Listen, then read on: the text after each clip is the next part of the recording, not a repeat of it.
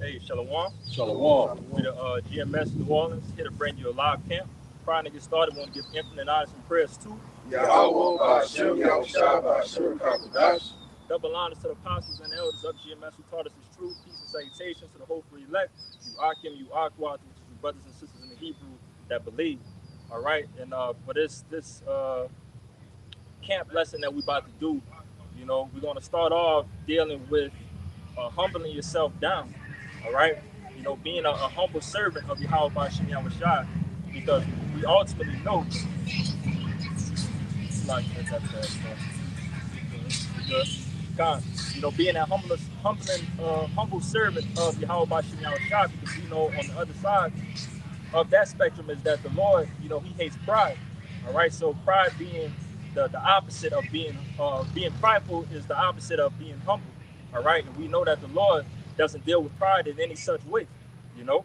But Bobby Kashak kicked me off with that Sirach. That's 3. Yeah, I've been told him get it. You got it, but not get it. This is the book of Sirach, chapter 3, verse 18. Yes. The greater thou art, the more humble thyself. The greater thy art, humble thyself. All right, and us coming, this wisdom and knowledge that has been given unto us, it's a gift from the Lord ultimately.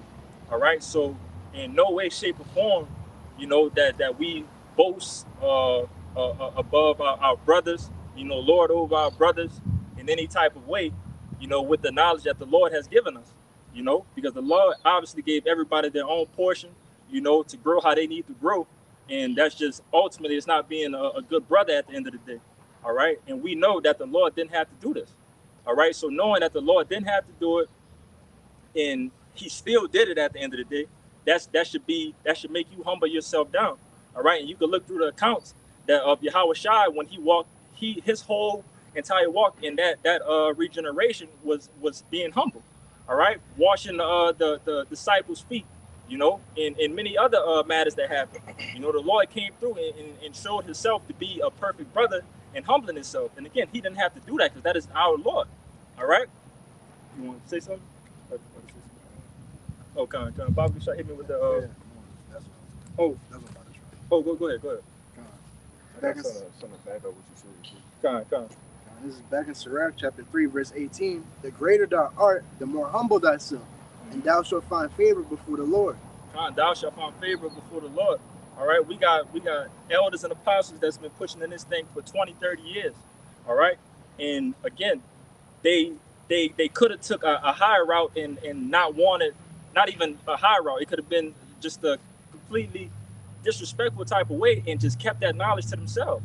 But what they've been doing, they've been breaking bread with us, giving us game, showing us the scriptures. Giving us the route that they went through and giving us tips and things, for us to grow. All right. But again, evil man and what Jakes typically do in this world, when they get these type of riches, they keep it to themselves. All right. That next man, they mindset is that next man got to figure out how I figured it out. I did it by myself. You do it by yourself. But that's not the case here. All right. We're brothers and we're building each other up, all, with humbleness, but kicking with that.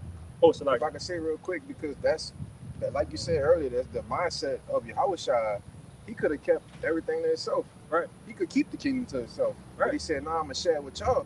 So us coming in that same form, in the same spirit, our minds is towards the same thing that the Lord wants, to share. Right? To share the wisdom and knowledge that we've been given, to help brothers build brothers up, learn brothers, Mm-hmm. You got it. You say you got a precept to back it up. This Philippians chapter 2, verse. You got that, brother? Yeah. Bring it out. Bring it up. Go ahead, bring it out, brother. Get it in the NLT back, Bobby Kashak. What's it, Philippians 2 and 5. It says, let this mind be in you, which was also in Hamashiach Yahushua, who being in the form of God, thought it not robbery to be equal with God, but made himself, it's the point, but made himself of no reputation, and took upon him the form of a servant, and was made in the likeness of men. And being found in fashion as a man, he humbled himself and became obedient unto death, even to the death of the cross. And this is what it says in the NLT. It says Philippians 2, And well, you started at 6, you said? 5. 5, so like Philippians 2 and Because 5. the point is in 7. I just read, 5 because it said, let this mind be in you. Come on. This is Philippians 2 and 7. And Philippians 2 and 7, it says, instead, he gave up his divine privileges. He took the humble position of a slave and was born as a human being when he appeared in a human form. He humbled himself in obedience to Yahweh Shem Yahushua and died a criminal's death on the cross. All right? And again, and brother could get Matthew, I think it's Matthew 26. I just had it. Matthew 26 and 53. Because again, the Lord being on the cross, that gruesome death that he went through, he really didn't have to go through that. We talking about our Lord and Savior, man, who was made identical to our ultimate power, Yahweh. All right, but God, hit me with that Matthew. It's Matthew 26 and 53. It says, thinkest thou that I cannot now pray to my Father, and he shall presently give me more than 12 legions of angels? Yes. But how then shall the scriptures be fulfilled that thus it must be? God. So the Lord was on a mission when he came through, man. So on that mission, he kept his mind and his direction on the goal that he needed to do. All right. And he said that he could have sent a legion of angels down here, if you really wanted to. And if I'm not mistaken, if you go a little bit up, that's the account where I believe Peter had slashed one of the soldiers' ears. Something, of that matter. Me roughly paraphrasing, but it's a little bit up, But basically, he was telling, and if I'm not mistaken, I believe it's Peter. But that was Judas. Unless they're talking about Judas betraying. Yeah, but nonetheless, that's not really important, But ultimately, he was just trying to calm him down in the situation to let you know, like, man, like, I could really have all these dudes killed if I really wanted to, But again, he kept the first thing first was the mission, for him to fulfill the scriptures, of his return, But Bobby Kashah, let's get in that Jeremiah.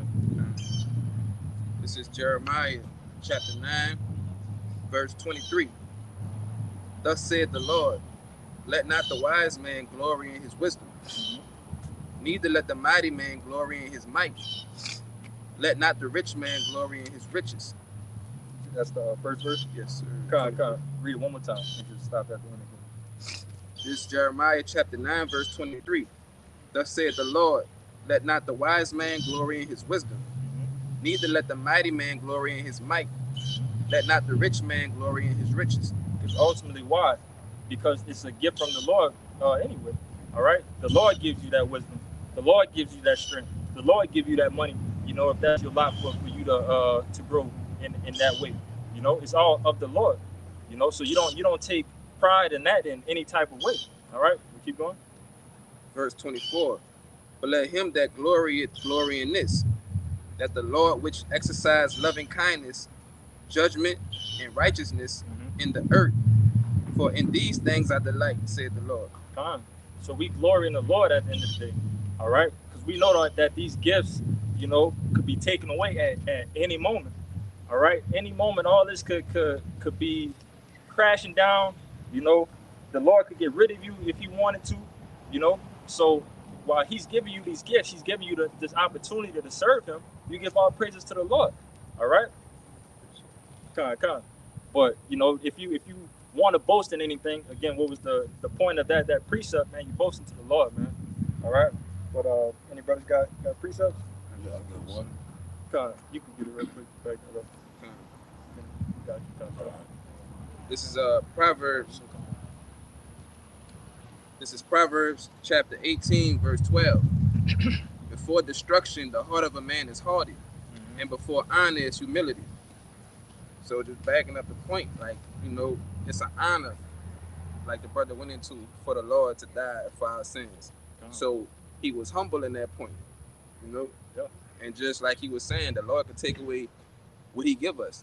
So it would behoove you to be humble and not boast, on your own self, because we gave ourselves nothing. We didn't even wake ourselves up in the morning. God.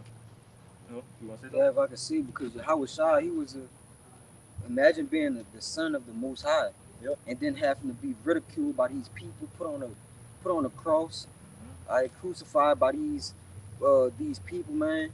That was like the humility, and that's what we go through right now. We going through the humiliation ritual right now. Yeah. But that was a form of humiliation. But he went through it and he got through it, and then the honor was given to him because now he's sitting at the right hand of the Most High, man, Right. waiting to come back and deliver his brothers. What you gotta do? God, and beautiful point. That's the same thing of us, picking up our cross and following Yahweh Bashim Yahushua. Yeah, you gotta. Yeah, We gotta bear our cross. You could get that too, Brother Bishop. We gotta bear our cross. The Lord went through it, we gotta go through it. The servant is not greater than his master, which the brother's gonna get. But ultimately, whatever, comes upon us, we take it cheerfully. We take it cheerfully, and we still give thanks to Yahweh Bashim Yahushua, regardless of the situation that we go through. All right, because we know at the end of the day, whatever that situation is meant to happen, and whatever it is, the Lord has some type of end goal of that, whatever's coming to pass. Something, either you're going to grow stronger, you want to teach somebody else a lesson, you're going to learn a lesson in the midst of it. It might put you in a better situation. The Lord is all about, we spoke about it yesterday. The Lord is all in the business of breaking you down and building you up. All right. We talk about the analogy with the muscles. If you ever want to get strong with anything, you got to break your muscles down. Then your muscles going to regenerate and it's going to build up stronger. All right. And it's crazy enough. I was watching a video on that, and just how incredible the human body is. It's like micro cuts that you put through your muscles. But when your muscles come back and it sends, I forget the name of it, but it sends whatever it is to come and heal those muscles, they overcompensate. And that's how your muscles grow stronger.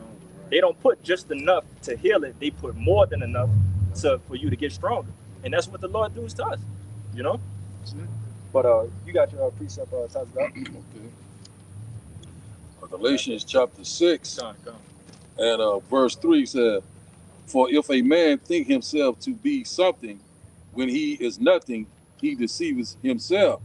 So, that's why we know, just like said about pride, being humble, and also, try to, we know that wisdom puffers up, so we got to always remember our place, that we got to become a servant, of Yahweh Bashim Yahushua. So we know that Yahushua set the blueprint for how us, to show us how to walk and how to, perform, in His gospel, and one thing about we got to remain humble. Lord, He said He's gonna lift us up in due season. So that's why, we can't think ourselves, more than others. No one is greater than the master. You got to get, man. God. And trust me, with this wisdom and knowledge that we have, we know that we know more than the 2/3. We know more than the heathens. All right, and we're gonna show it. But ultimately, again, we know at the end of the day, just because we have this wisdom and knowledge, that doesn't mean that we're chosen. All right, it doesn't mean that we're chosen just yet. Yeah, we walk in the right path, and we're doing everything that the Lord told us to be doing, to the best of our ability. But it's no need to fully boast until the game is over. Once we in the chariots and we sitting with the Lord, all right, that's the time for us to rejoice. But from this time, just keep your head down, keep working, all right? Win the battles that you can win. And again, boast that the Lord at the end of the day, But no, so let me get this Sirach real quick. It was 10 and I believe it was 7. Pride is hateful. This is the book of Sirach, chapter 10, verse 7. Pride is hateful before Yahweh Bashim Yahushua and man, and by both doth one commit iniquity. You commit iniquity by having pride. All right, the Lord has no dealings with men with pride. All right, because what's a person with pride? That's somebody that's hard-headed. All right, they don't think that they could be touched. They don't think they could be taught. All right, they don't think they think themselves to be greater than everybody else, and therefore they don't need to put no effort. That's why pride is going to be the fall of many of these niggas. That's preaching this word. All right, we got these other camps again, which we don't really get into. in all the bullshit and folly that they do. But some of these things is just noticeable that you just can't ignore. All right, you got people coming down in the Passover riding on a horse, you know, and so on and so forth. All these other things that they put themselves on a pedestal that they really truly don't deserve.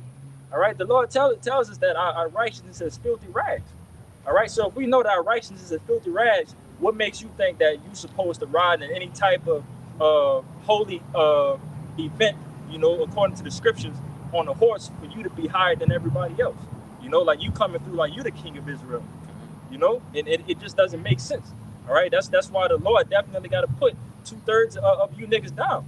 All right, and those 2/3, again, it consists of niggas that don't know what's going on, and niggas that don't give a fuck what's going on, and niggas that know what's going on but they choose to do wrong.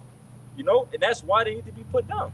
You know, you want to say something? I was gonna say, like, the greatest example that we have today is like Esau, Edom. He's the proudest man on the earth, and the Lord's gonna destroy him and give him a great downfall. And you see how he's going out right now. Yeah, The most proud. yes, the most proud. Okay, you got it, brother. All right, this is James chapter 4, verse 6. But he giveth more grace, wherefore he said, God resisted the proud, but giveth grace unto the humble. And that's just plain and simple. You know, God resisted the proud. So why be proud? Like, you want the Lord to resist you? That don't make sense. Right. And then it says about giving grace to the humble. He giveth grace unto the humble. God. So he giving grace to the humble, you know, and that's what we in right now. We in a grace period right now. All right. So if you're in that grace period and you're trying to prove yourself into the Lord, you know, that's telling you right there that you don't want to have any pride in any type of way, because that's gonna mess up your opportunity. All right. So if you're humbling yourself down, that's how you're able to have the Lord deal with you. That's how you're able to let the Lord come and sup with you. All right, because again, the Lord is not dealing with niggas at the end of the day. All right, he's dealing with humble men that's willing to put their life on standby just to do His work, to announce, you know, His return, to do His will at the end of the day. You know, but Yeah, if I could say, because it said that he resisted the proud, and it only makes sense because when you become proudful, that's basically like you casting the Lord behind you and saying, I could do this on my own. Like I don't need the Lord. Right. So you resisting the Lord in a way. As opposed to the humble, where the humble says, okay, I'm gonna lean on the Lord, because Yahweh coming back looking for the faithful servants. Right. So I would do this to serve. When you become proudful, you serve your own self. You don't serve the Lord. You got it. I'm gonna make a point real quick. In that next verse, it backed the brother up. And in the very next verse, it says, "Submit yourselves therefore to God." So, to be humble is an attribute of submission. Yeah, get it on the ETY. So like, make your point again. Oh, now I was just saying. It says, "Submit yourselves therefore to God." So that's an attribute of being humble. You know, being submissive. And who else to submit yourself to but the Father who created you and gives you grace, because that's the only thing that get us by in these times for sure. And if I can say too, to back you up, brother, again, you know, brothers gotta know that the Lord refers us to delicate women. All right. Yeah. And that's the most beautiful thing for, you know, which we don't see in this world right now. You know, how the daughters of Israel has just completely just went off and succumbed to this evil doctrine and, you know, stupid wine that Esau Edom has put on our people, you know, believing that they could be an independent, bad bitch. You know, they could do all the things for themselves. They don't need no nigga. They don't need this. They don't need that and the third. All right. But if you ever, at this point in time, and you see a woman that's really ready to submit to you, that's like a gold mine. Like, damn, where the hell this come from? I never really experienced this before. But again, that's how the Lord looks upon us. You know, everybody else out being harlots, you know, out doing all the things of their lust, of their flesh, but we're trying to show the Lord that we're ready to submit to you, Lord. You know, we ready for this wedding to start, and for you to come down and come back and return to us, Lord. But get that submit for me, Bubba Show. Yeah, I got that word. Yeah, this is the word submit on the online etymology. It says to place oneself under the control of another, right? Yield oneself become submissive, to yield, lower, let down, put under, reduce. Man, that's smoke. Can you hit that beginning again? Yeah, a couple. Place oneself under the control of another. Place thyself under the control of another. All right, and who are we placing, ourselves under control? Yahweh Bashim Yahushua. Yeah. All right, everything that we're doing, we just trying to follow and do everything to the best of our ability, to show the Lord, man. That's our whole purpose here, is to show the Lord, do His work, and show that there are humble servants here, when He returns. And brothers, we get that in Matthew too. That's one of my favorites. We always go into with the many stripes. But it go up a little bit more, like 3 or 4 verses. We're gonna talk about that servant that prepared the was preparing the house. But brother, about to say something? I got that. That's all I Con, we're gonna hit that and then we're gonna come back down. All right. This Proverbs chapter 20, verse 24. Man's goings are of the Lord. How can a man then understand his own way? You gotta know that, man, because again, man's going is of the Lord. Everything that we do is the Lord directing our paths. All right. So, and what He do? They got the other one too, that take away pride from man. I think brothers kind of. Yeah, that's I think that's Job. I know what you're talking about. Yeah. Bible stuff. Basically to erase the pride from man. That's the purpose of the Lord directing our paths. 30, I think it's 33 or something. Try to get there real quick. Yeah. Back up the point.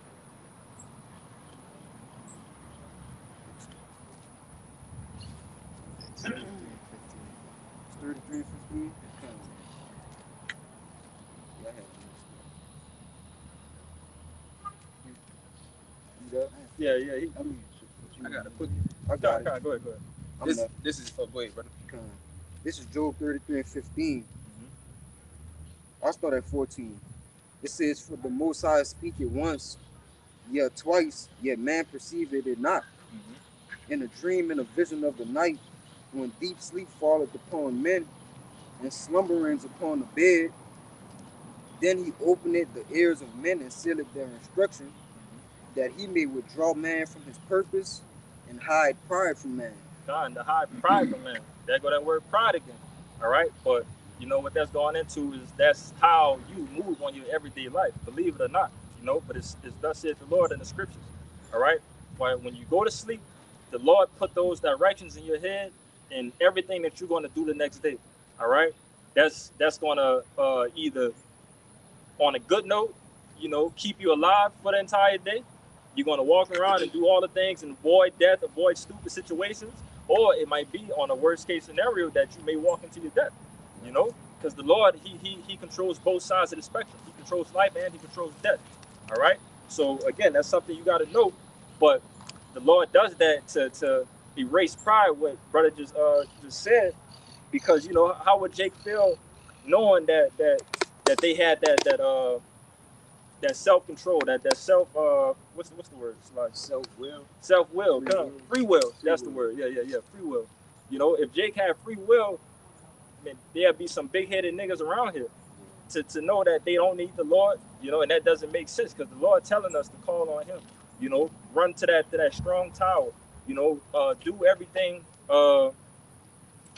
that's pleasing, if that everything that you're doing, and all of a sudden you don't need the Lord, that just cuts the Lord off, and that causes confusion at the end of the day. All right, you don't need the Lord, and it's people that really truly believe that. They believe that once the Lord was put on the cross and that He died, that was it. You can run rapid, do what you want, live your best life. But ultimately, that's just a wicked doctrine from the devil. Do as Thou wilt. But even then, with that case, the Lord literally deceived those people to believe that anyway. Right. So it's like, you really, that backs it up. You don't have no control of yourself. That's what you think. God, beautiful point that you brought out, brother, because people don't like to hear it, but they got a lot of niggas, a lot of heathen that's on the Lord's hit list. All right, so he's choosing, your delusions right now. He's putting you in your own little world, so you don't see Him coming. So He could come in and fuck you over at the end of the day. You know, like the again, I just said that the Lord, he's dealing with everything with life and death. All right, but with that, he's setting people up sometimes, bro. Not sometimes, all the time. The Lord has 100% kill rate. So if he wants somebody dead, he's going to kill you. All right, he's going to set it up perfect. You know, the perfect way that, you know, when brothers get to the kingdom and we see how some people was killed and so on and so forth, and all these other things that we are probably going to be able to see in the kingdom, you could see how intricate the plot was. You know, you could probably see where this person started off at some point in the day, what pissed him off, you know, what a demon jumped on him and all of a sudden met him at this point, and so on and so forth. Intricate. Everything is an intricate plot dealing with the Lord, you know? Go ahead. This Psalm 68 and 20. It says, he that is our power is the power of salvation. Mm-hmm. And unto the Most High, unto Yahweh the Lord belong the issues from death. Read that last part again. Unto the Lord. Unto the Most High, the Lord belong the issues from death. The issues of death. All right. You know, backing up the point of the Lord having 100% kill rate. You know, you can't get nothing past the Lord. All right. Nobody that got grazed by a bullet. You know, if you got grazed by a bullet, you was meant to be grazed. You know, you was meant to be spared at that point in time. All right. You was probably warned in some type of way. You know, but you know, some people that just ended up children too. You know, if you just end up dying some type of way, getting ran over, getting shot, get caught in a fire, you know, all these things that may happen, you know, when dealing with death, the Lord did it. You know, from the smallest things, from a bug getting ran over, from a bird getting killed, to roadkill, armadillos getting ran over in the street. You know, all of these things are just meant to happen. You know, it's all on the Lord's time at the end of the day. But you got. This Ecclesiasticus chapter 7, I'm gonna start at 16, point at 17. Number not thyself among the multitude of sinners, but remember that wrath will not tarry long. Verse 17, humble thyself greatly, for the vengeance of the ungodly is fire and worms. So he's telling you, like, humble yourself. All the issues of death is the Lord. Like, humble yourself because the vengeance of the ungodly is fire and worms. It's a scary thing to fall in the hands of the Lord. You know, you don't ever want to fall into the hands of the Lord when it comes to things like that. You know, because the Lord could really, he sends those warnings. You know, even to his own men, to his prophets of, hey, you're doing wrong right now. You need to chill out before I really put my hands on you. You know, but the Lord does many things that's going to strike that fear in you of like, oh shit, like. It doesn't take long for a wise man to catch the signs from the Lord to be like, all right, I know I was fucking up right here, and I know that whatever the Lord just did right here was a warning. All right, so let me get my shit together. Let me get straight, you know, so the Lord can spare me, you know. But you said you got a precept to touch that? Oh yeah, let me get this one right quick. It says here, Proverbs chapter 8, verse 13. It says, the fear of the Lord is to hate evil, pride and arrogancy, and the evil way, and the forward mouth do he hate. So, you know, the fear of the Lord, you know, it pretty much is the beginning of wisdom. And also, the one that has it is, you know, is the one that is humble, you know, in the sight of the Lord. You know what I'm saying? You got to depart from evil. You got to walk right. You got to speak right. You know what I'm saying? Let the Lord lean on the Lord, you know, for understanding. You know, a lot of our people right now are very prideful, you know, that do thy will spirit.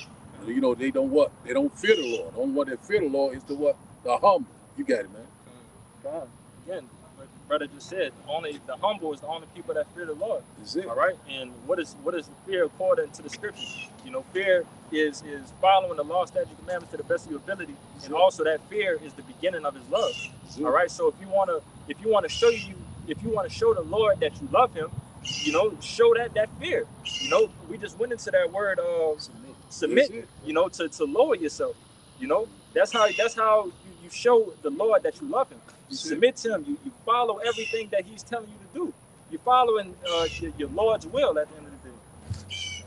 Point real quick. It says the meek shall inherit the earth. That's it. So you know you have to be humble and lowly. That's it. It said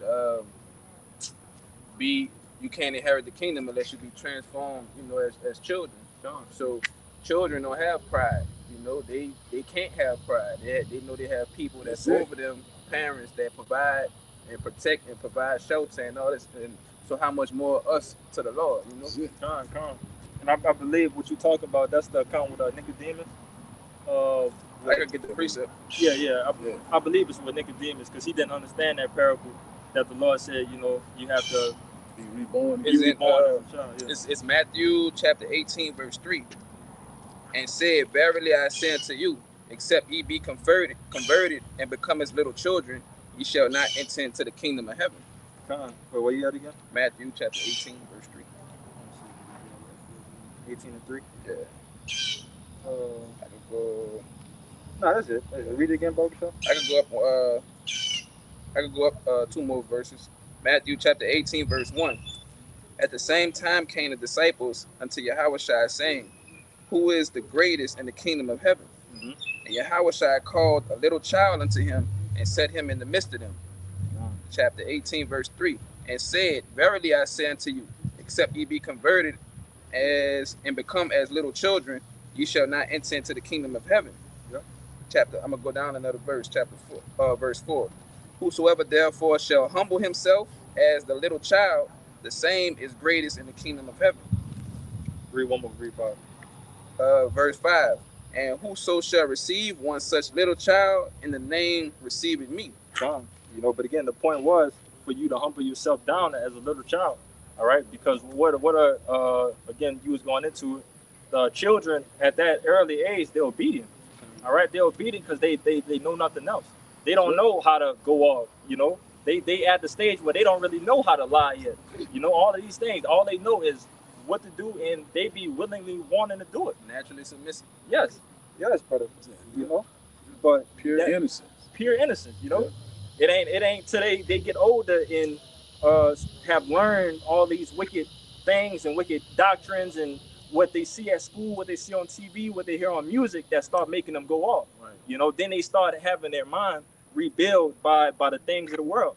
All right. But if we know that if at the beginning as a child growing up, if his mind was on nothing but the scriptures, he'll be great at the end of the day because that's all he knew. All he knew was the scriptures. All he knew was staying in line. You got it, bro. This is Romans chapter 12, verse 2. And be not conformed to this world, but be ye transformed by the renewing of your minds, that ye may prove what is that good and acceptable and perfect will of God. That's the perfect will of Yahweh Shema Shai, the renewing of your mind. All right, to have everything that you once knew at the beginning that had no benefits to you, for you to mentally dump that shit, get rid of that. All right, and do everything again that's pleasing to the Lord. What it said, the acceptable will in Romans. Yeah. And be not conformed to this world, but be ye transformed by the renewing of your mind, that ye may prove what is that good and acceptable and perfect will of God. Being not conformed to this world, because again, what it says, that the friend of this world is enmity. Is enemy of God. Is an enemy of Yahweh Shema Shai, or enmity, as well. I believe that's two different precepts. It's two bits the same thing. Yeah, but it's talking the same thing, and that's what you don't want to be. You don't want to be an enemy of Yahweh Shema Shai. All right, so that'll behoove you to get in line, get on track, to have your mind renewed, being under wise men that's teaching these words, humbling yourself down.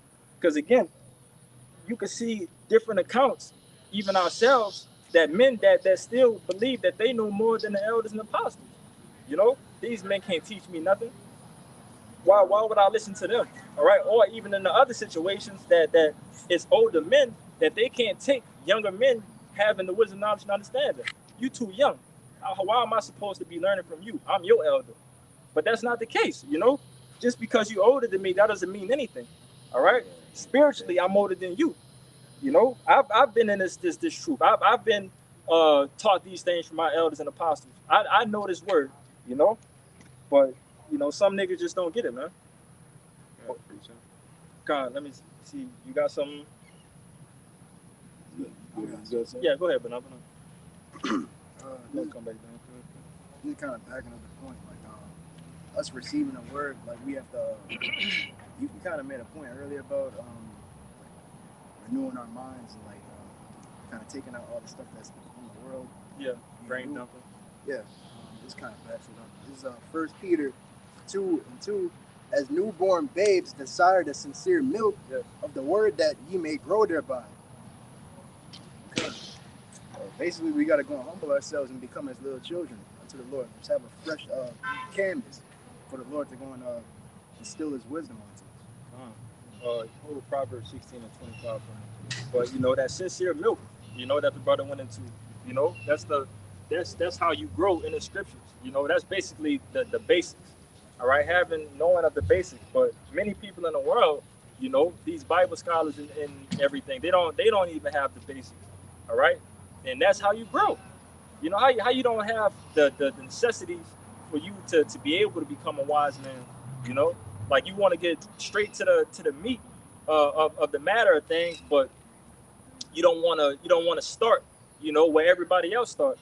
You know, that's not humbling yourself. That's a way that's going to get you killed at the end of the day. You know, again, with that analogy, you want to go straight with meat, you know, and you just a newborn babe that ain't got no teeth in your mouth. So the first thing, once you eat that whatever meat that they're going to give you, you're going to choke. You're not going to be able to digest anything. You just immediately going to choke because you're doing something that's above your class, you know, above your line of work at that point in time, you know. So you start from there and then you build up. That's another example of humbling yourself. You want to say something? I was going to say, like, backing it up, like, you can't fast forward through the process. You have to actually, like, let it play out and go through it. That's like with the movie. You can't just fast forward through the movie and expect to know what it's about. Right. You got to go and play it through from the beginning. Yeah. And that's just like with life, bro. Yeah. We can't be a baby and fast forward to being an adult, bro. Right. You got to go through the ages and the stages to get there. Yeah. You know, and we went into that lesson a little while ago. Trusting the process. Right. You know, trusting that the Lord is what He's doing for you.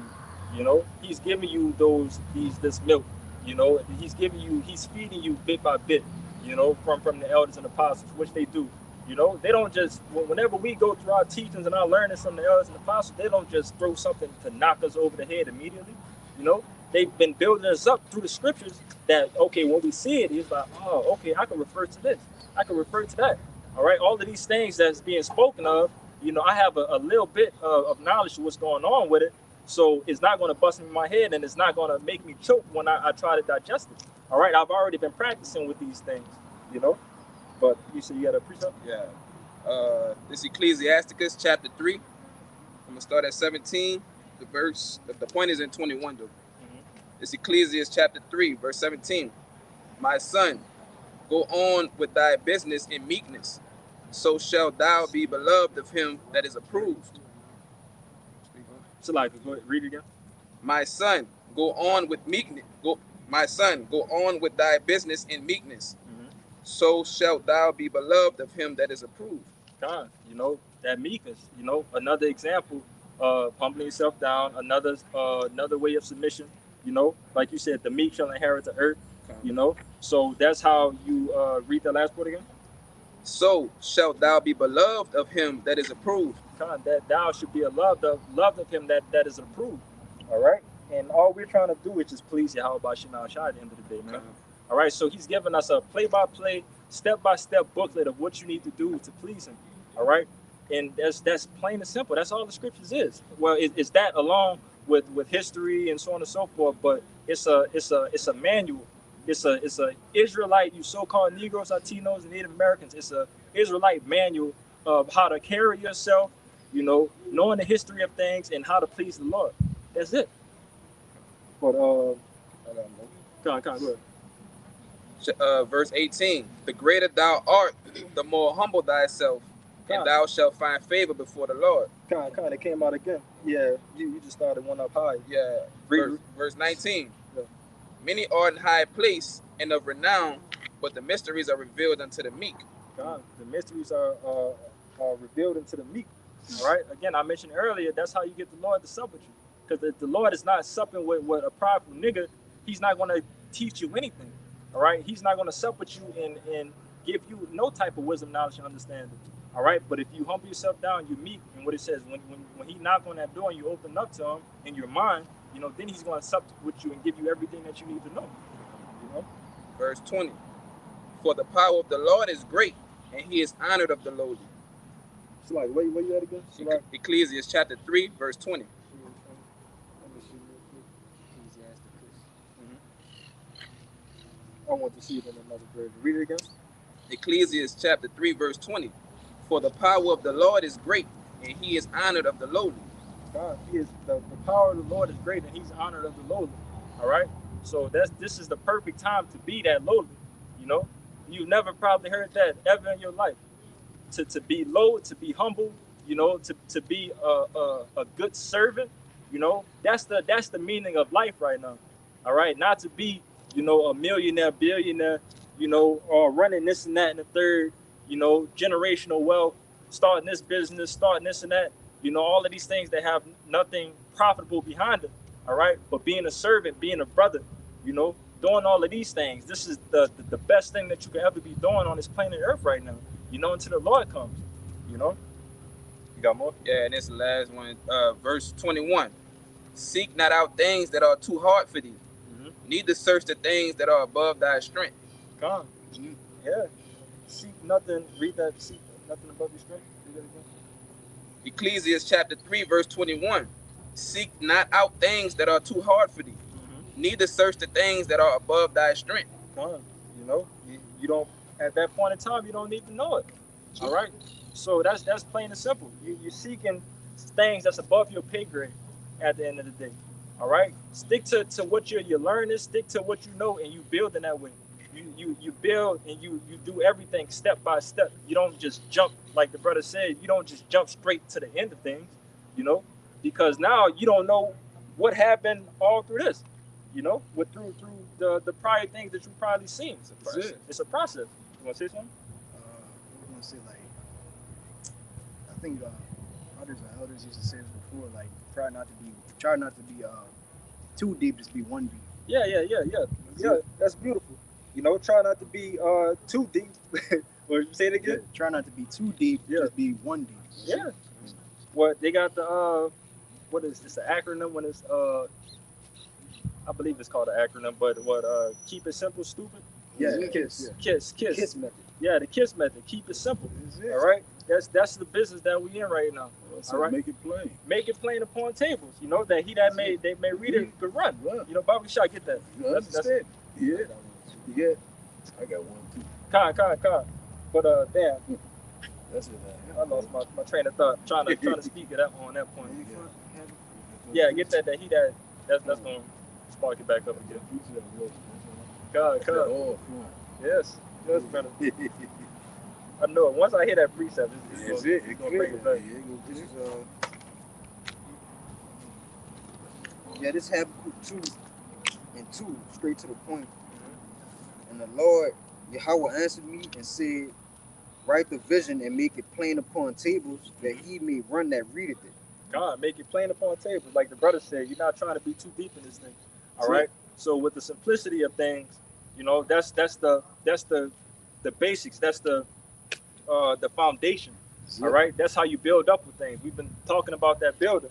All right. So that foundation that you're building on from the simplicity, that's going to lead to greater things as you continue. All right. Because now after you start from the basics, you get advanced, then well, I don't know the exact ways, but advanced, intermediate, and then you become ultimately at the end a master. You know, and once you're able to master your craft, you know, now you're damn near up there with the wise, the elders and apostles, you know, over the years, you know. But brothers don't come in this thing as a first learning this thing of like, oh, all right, I know enough, let me just be an elder now. You know, that comes with time. That comes with time, and that comes with work, man. Experience. With experience. Yes, brother. Yes. Get that hands on. Yeah, I tried it out too on that Habakkuk 2. Yeah. Because it says, and make it plain upon tables. Alright. And what goes on the table with what you consume, the food and everything you consume. That's it. Alright, so we talked about the not being able to eat the steak when you're a baby. How you gotta desire the milk. This is Hebrews 5:13. It says, for everyone that uses milk is unskillful and a word of righteousness, for he is a babe. But strong meat belongeth to them that are full of age, Yes. even those who by reason of use have their senses exercised to discern both good and evil. Yes. Read that Which one, 13 or 14? the beginning when you talked about the meat, basically of age. Yeah. Verse 14, but strong meat belongeth to them that are of full age. That are of full age. You know, again, backing up what we was talking about with the newborn baby. All right, when you're of full age and now you start to have your teeth. Now you know how to chew. All right, you know that. All right, it's a bone right here. Let me spit that out because that bone has no benefits for me. That's it. All right, let me get the nutrients that I need. All right, why the milk is so simple is because all you have to do is digest it, swallow it. You know, it's liquid. You know, as soon as you put your head back, it's gonna come down. You know, but with meat, as soon as you put your head back, you ain't chew. You gonna choke. You gonna choke and die. You're not gonna know what to do. Spit know? it up. You want to spit it up. You know, so I was gonna say you can't chew a steak if you don't even have teeth. right. You don't even got teeth. He So how you gonna that be able? How can you discern? All right, both good and evil. Mhm. You ain't got no teeth. Right. Yeah, it makes no sense. But Baba Shot, hit me with that Ciroc I told you. Was that Ciroc? Yeah, he said so, right? It was Ciroc, and then we're gonna get you Tazi. Ciroc 32 and 7. You're gonna read down to 9. This is Sirach chapter 32, verse 7. Speak, young man, if there be need of thee, and yet scarcely when thou art twice, and yet scarcely when thou art twice asked. Verse 8.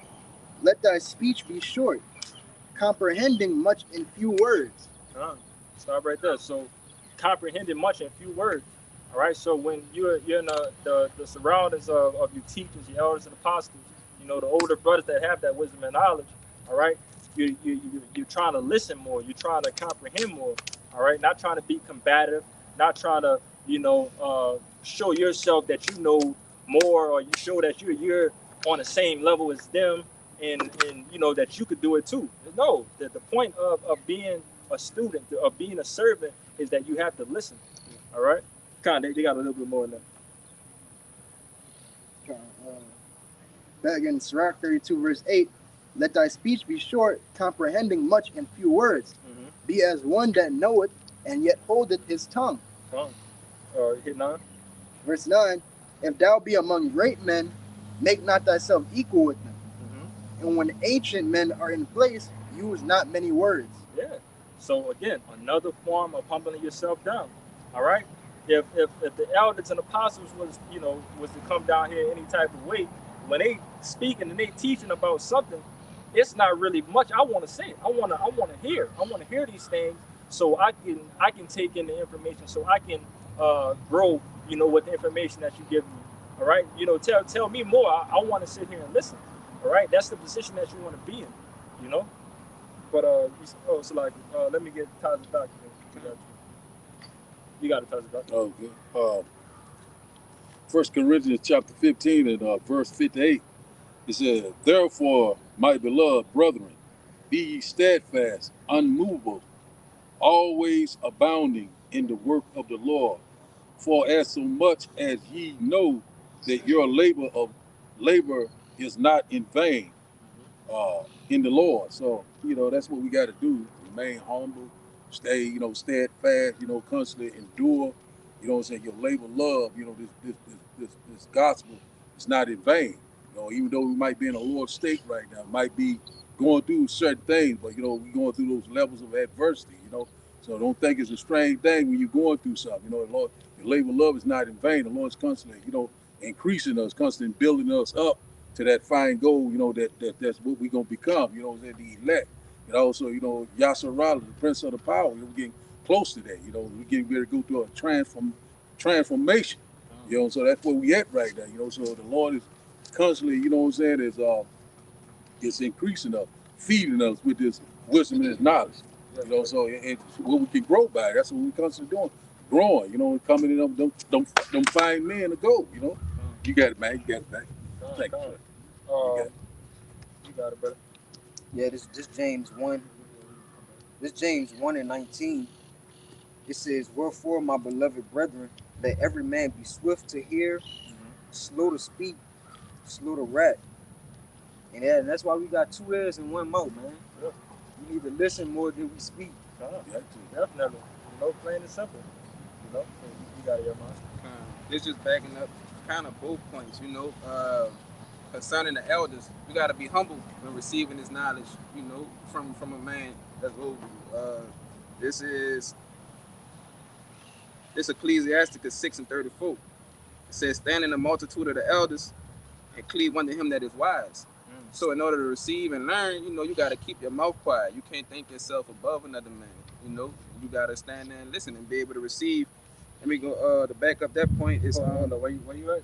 I'm in Ecclesiasticus 6:34. You got one that's similar to that. Let me see. Because I think we got a lot more. No? What you talking about? Yeah, see the wild, The those stuff. Yeah. So like you got it. Wait, This Hebrews chapter 13 and 17. "Obey them that have rule over you, and submit yourselves, for they watch for your souls, and they that must give account, that they may do it with joy and not with grief, for that is unprofitable for you." You know that one of the points being in that is that they are watching for your souls. All right, that's a duty of a brother. All right, we watching out for each other. You know, so when it comes to things like this, if we trying to give you game, we're trying to teach you this and that and the third, you know, it'll behoove you to just sit there and listen. All right, it's only going to do nothing but benefit you. All right, yeah, it's all right to ask questions. You know, ask questions if you don't understand something. You know, but the last thing you want to do is buck up. You know, you don't want to buck up and be a nigga at the end of the day and just do something that's just unprofitable. You know, that's going to cause, you know, more trouble than good. All right, the best way out of a lot of things, you know, it's just to listen, take in the information and grow that way, you know. But you see, you got another precept? Are you ready? Nah, I read. Come. I like that one you was talking about. Yeah, get that from me, Bobby Shaw. Who was that in the Come. I was in Ecclesiasticus 6:36. Yeah. Where is it? Oh yeah, it's down at the bottom. Yeah, it's at the bottom. 32. Start at 32. 32. Yeah. This is Ecclesiasticus chapter 6, verse 32. "My son, if thou wilt, thou shalt be taught, and if thou wilt apply thy mind, thou shalt be prudent." Stop right there. Get that word prudent from me, Bobby Shaw. It says, read one more time. Ecclesiasticus chapter 6, verse 32. "My son, if thou wilt, thou shalt be taught, and if thou wilt apply thy mind, thou shalt be prudent." You know, it says if thou should be taught, if thou will apply thy mind, thou should be prudent. All right. And I don't know exactly what the word means, but I'm assuming that it's talking about growing at the end of the day. Talking about having wisdom and foresight and all that. Which is going to come at the end of sitting there learning. You know, but that was all they had on that definition. Now they got more. That's the word prudent in the online etymology. It says wise, discerning, judicious. It says with knowledge. All right. It says knowing, skill, foreseeing. And to see. Yeah, that's wisdom, discernment. Yeah, wisdom and discernment. You know, everything. Again, what I just said. The benefits of being taught. You know, when you're taught and you sit there and listen, you're going to receive all of these things, you know, to grow. But you got it. And not just taught by anybody, by the men of the Lord, the prophets. Yes. You know, we had to relearn what discernment is, what wisdom is, you know, through these scriptures. Right. And be able, you know, to part of that discernment is spotting bullshit. You know, we can spot bullshit from a mile away because we're being taught the right way. You know, if you're being taught the wrong way, you know, it's easy for you to be fooled.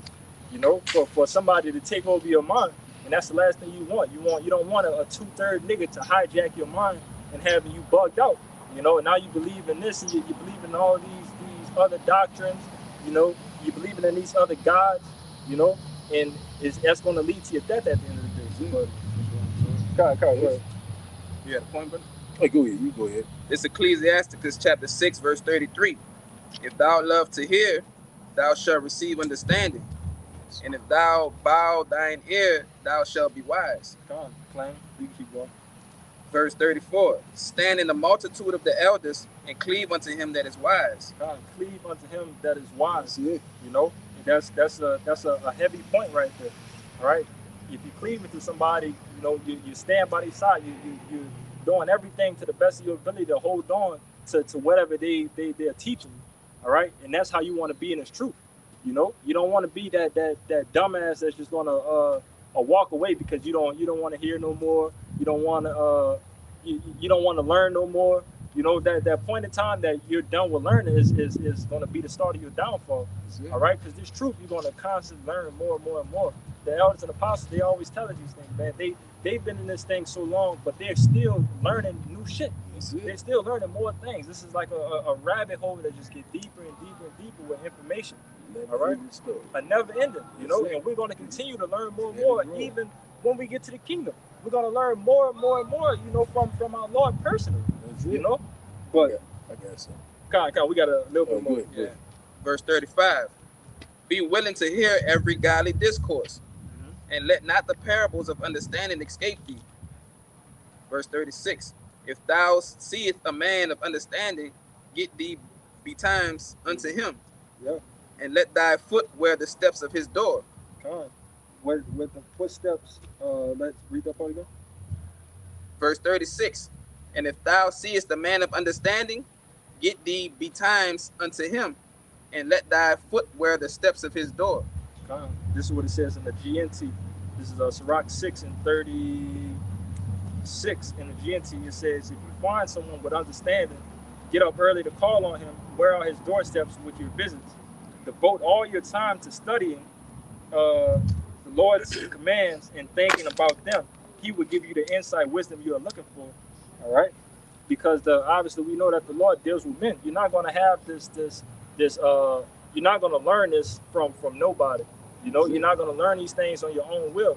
All right, even Yahweh Shai didn't learn these things on his own will. When he was a little child, you could get that account, Nahoya.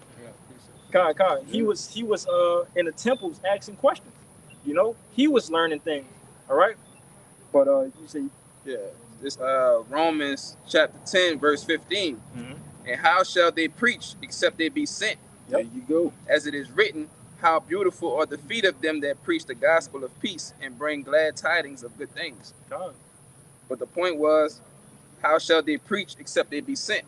Con. Backing up the point the brother was making. Con. You got that, Noise? I can't. I think it's in Luke. I forgot what it's at. You could go. Okay. Right now. Yeah, it's something, you know, that y'all have been going into, you know, by bowing your head and, you know, listening at the prophet, the men that is over you, and that wisdom not going to, you know, deal with you if you got this right here. Okay. It said wisdom of Solomon. Hold on one moment. Wisdom of Solomon, gotta have a little technical. See here, Wisdom of Solomon chapter 4 and Wisdom of Solomon chapter 1, and verse 4. 21, 2 and 41. Says, Wisdom of Solomon chapter 1 and verse 4 said, unto a malicious soul wisdom shall not enter, nor dwell in the body that is subject unto sin. So you coming in some other type of way, trying to get ahead and don't want to bow your head. So I don't need all of that, and I can just do my own thing. And that lone wolf spirit, I'm older than them, they younger than me, you know, because I'm about the oldest guy over here. But see, I already understood that you gotta bow your head when you're coming up on these wise men. You got a little bit more of it. It says, verse 5 says, for the Holy Spirit of discipline will flee deceit and remove from thoughts that are without understanding, and will not abide when unrighteousness comes in. So that's right there, plain and simple. You know, you got to get right. You don't get right, you don't get gone. You know, so you know you got to come humble. You got to be, you know, patient. You know, and grow. You know, with the sincere milk, and you know, and less words. You know, listen. You know what I'm saying? Soak up this knowledge. You got it. Let's get that account book. This is Luke 2 and 41. I'll read 40. It says, and the child grew and waxed strong in spirit, filled with wisdom, and the grace of the Most High was upon him. Now his parents went to Jerusalem every year at the feast of the Passover, and when he was 12 years old, they went up to Jerusalem after the custom of the feast. And when they had fulfilled the days as they returned, the child Yahushua tarried behind in Jerusalem, and Joseph and his mother knew not of it. But they, supposing him to have been in the company, went a day's journey, and they sought him among their kinsfolk and acquaintance. And when they found him not, they turned back again to Jerusalem, seeking him. And it came to pass that after 3 days they found him in the temple, sitting in the midst of the doctors, both hearing them and asking them questions. And all that heard him were astonished at his understanding and answers.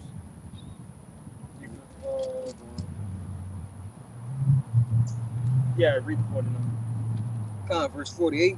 And when they saw him, they were amazed, and his mother said unto him, Son, why hast thou thus dealt with us? Behold, thy father and I have sought thee sorrow. And he said unto them, How is it that ye sought me?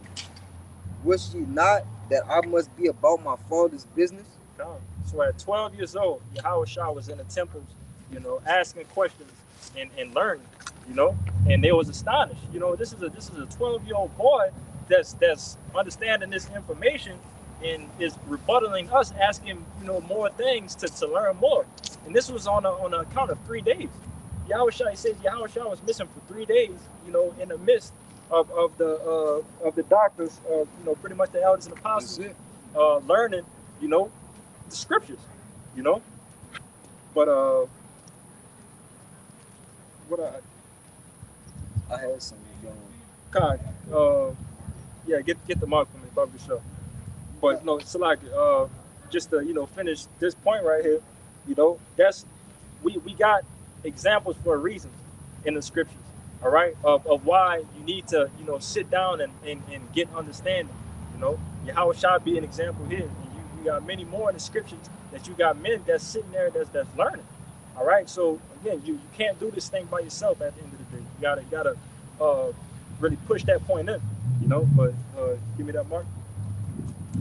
This is the book of Mark, chapter 2, verse 22, red letter Yahushua. And no man putteth new wine into old bottles, else the new wine doth burst the bottles, and the wine is spilled, and the bottles will be marred. But new wine must be put into new bottles. And that's a parable right there. All right, because again, you got to know that the wine goes into the doctrine. All right, wine goes into the understanding. Different things that for you to understand. All right, and that wine bottle that goes into a person. All right, so if it's an old wine bottle and it's new wine going into that old bottle, it's going to cause it to bust. All right, that means that person is not able to understand that information. All right, they're not understanding it. And again, it's like I'm running in circles with the words, but they can't understand the information. But the new wine has to go into the new bottle. All right, and when it goes into that new bottle, it's going to sit well. It's not going to bust. All right, that information is going to settle to somebody that they can't contain it. They can't contain that information. But again, what you said, is that newborn babe, that babe, that child would understand, and that's that new bottle. All right, because the information that's going in, it's going to settle well for them. Yeah, because they're a blank canvas. When you a child, you're a blank canvas. But as opposed to an old bottle, that'd be like, and you have older guys who stuck in their ways, and you can't tell them nothing about. You can't teach them a lot of older people. They be like they act like they know it all because they got the age. They got some years over you or whatever like that. They just an old bottle, so they can't get the new wine. It just don't mix. They stuck in their ways. Right. And Jake used to, grew up believing these things. This was something that was just passed down, all through our entire families. All right. Just because it was your grandpa, if it was your uncle that was, 30, 40 years older than you, that whatever what came out of his mouth, you have to believe it, you have to obey it. All right, but now you get to the point where you get this wisdom, knowledge, and understanding that I've been around many older men, and they speaking, and I'm just thinking in my head like, bro, what the fuck are you talking about? Like you sound stupid. You sound like a child right now. You know, but you know, you don't let them know these things sometimes. You know, you just go ahead and nod, yeah. Oh, okay, yeah, all right. Yeah, I'm gonna look into that. All right, and they got a lot to say, but you know, they don't have the knowledge of the scriptures. This is everything that you need to know. You know, this is everything that you need to know. So if they're not speaking in line or these scriptures, it's bullshit that's coming out of their mouth at the end of the day. And you know, you just gotta be able to have that skill to just cut your ears off and just stop listening. You know, hear the words come. Listen to the womp womp womp, and once that womp womp womp stop, just nod your head and be like, oh, okay, yeah, all right. But you. Yes, I got a head busting for you. Yeah, he tweaking right now. So like, we gonna get head busting, bro. Go ahead. This Job 32:7. I'm gonna start at 7. The point is in 9. It says, I said days should speak and multitude of years should teach wisdom. All right, but there is a spirit in man, and the inspiration of the Almighty giveth them understanding. All right, verse 9. This is the point. Great men are not always wise. Neither do the aged understand judgment. Because when in the world you used to think older men, especially if they had gray hair, right, you would think they'll just have all this knowledge, they just knew everything and shit like that. You know, but the scriptures say, neither do the aged understand judgment, because they don't have the understanding of the scriptures, or the spirit. Through the spirit, the knowledge, wisdom, understanding of Yahweh Ba'ashem Yahweh Shai. So you can be an old man and still know nothing. Well, they got people who are up in age and don't know how to read. Well, I had great grandmas and all that. You know, they didn't know how to read, bro.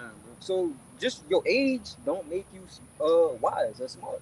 It's when you, like your brother said, it's when you come into these scriptures. You know, the renewing of your mind and your age starts then. You know, so. Malachi 3:16. Yeah, so basically, you know, like you start over once you come into the truth, you know. So if you come into the truth and you 50 years old, you a newborn baby at that point, spiritually. You know, but I got a precept too to back up the point the brothers was going into. This Hebrews chapter 5 verse 12.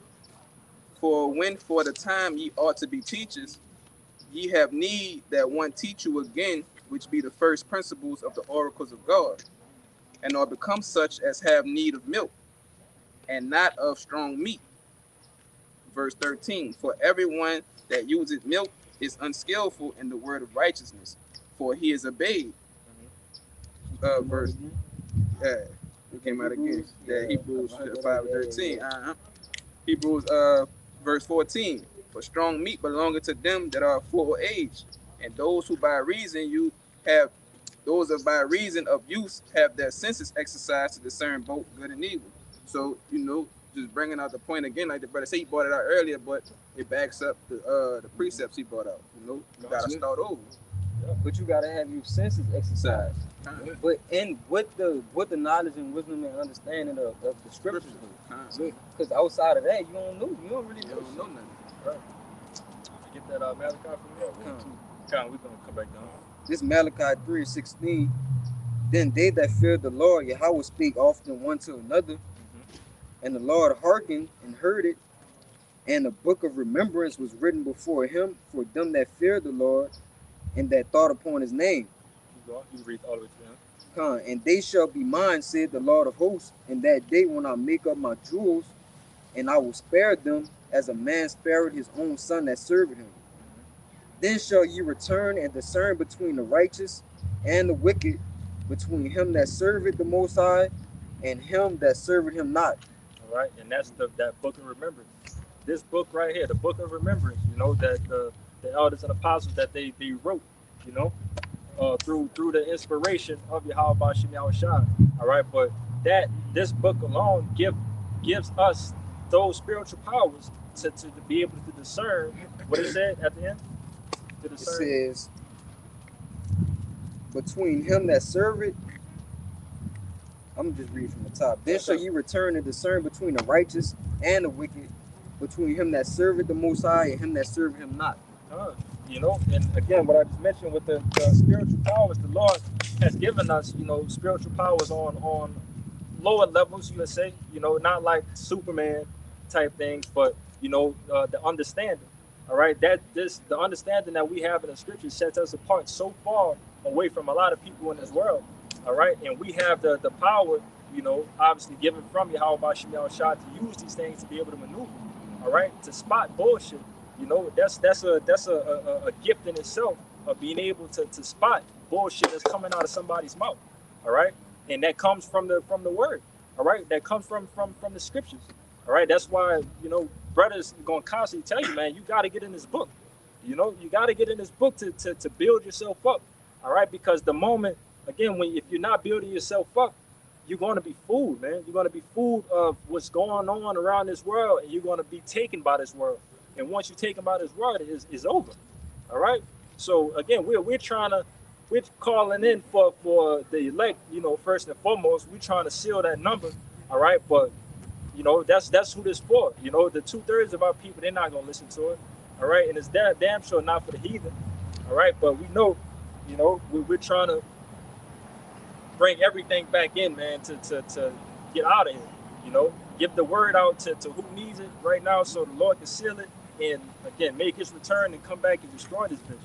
You know, but you got to touch it up. Nah, it's all right. Go ahead. It don't pass. Come on. Yeah, go ahead. You got one? Yeah, I have one. I guess just bring it up. Come, bring it up. Go over the spirit, brother.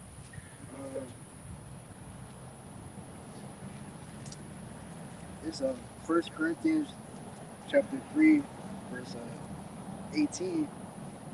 Let no man deceive himself. If any man among you seemeth to be wise in this world, let him become a fool that he may be wise. Verse 19. For the wisdom of this world is foolishness with Yahweh Bashem Yahushai. For it is written, He taketh the wise in their own craftiness. You got it. Con, that was going back into the point, like about being humble and like being a blank canvas. The foolishness of this world is not wisdom of the Lord. Right. And obviously, if you've been brought up into this world, you have to go and let that all. You got to go and let all that go, and be a blank canvas and learn. You got it. Proverbs 18. I got it. This is Proverbs chapter 18, verse 1. Through desire, a man, having separated himself, seeketh and intermeddleth with all wisdom. Keep going. Yeah. Verse 2. A fool had no delight in understanding, but that his heart may discover itself. Gone. It says, a fool hath no delight in understanding, but that his heart may discover itself. And the NLT says, fools have no interest in understanding. They only want to air their own opinions.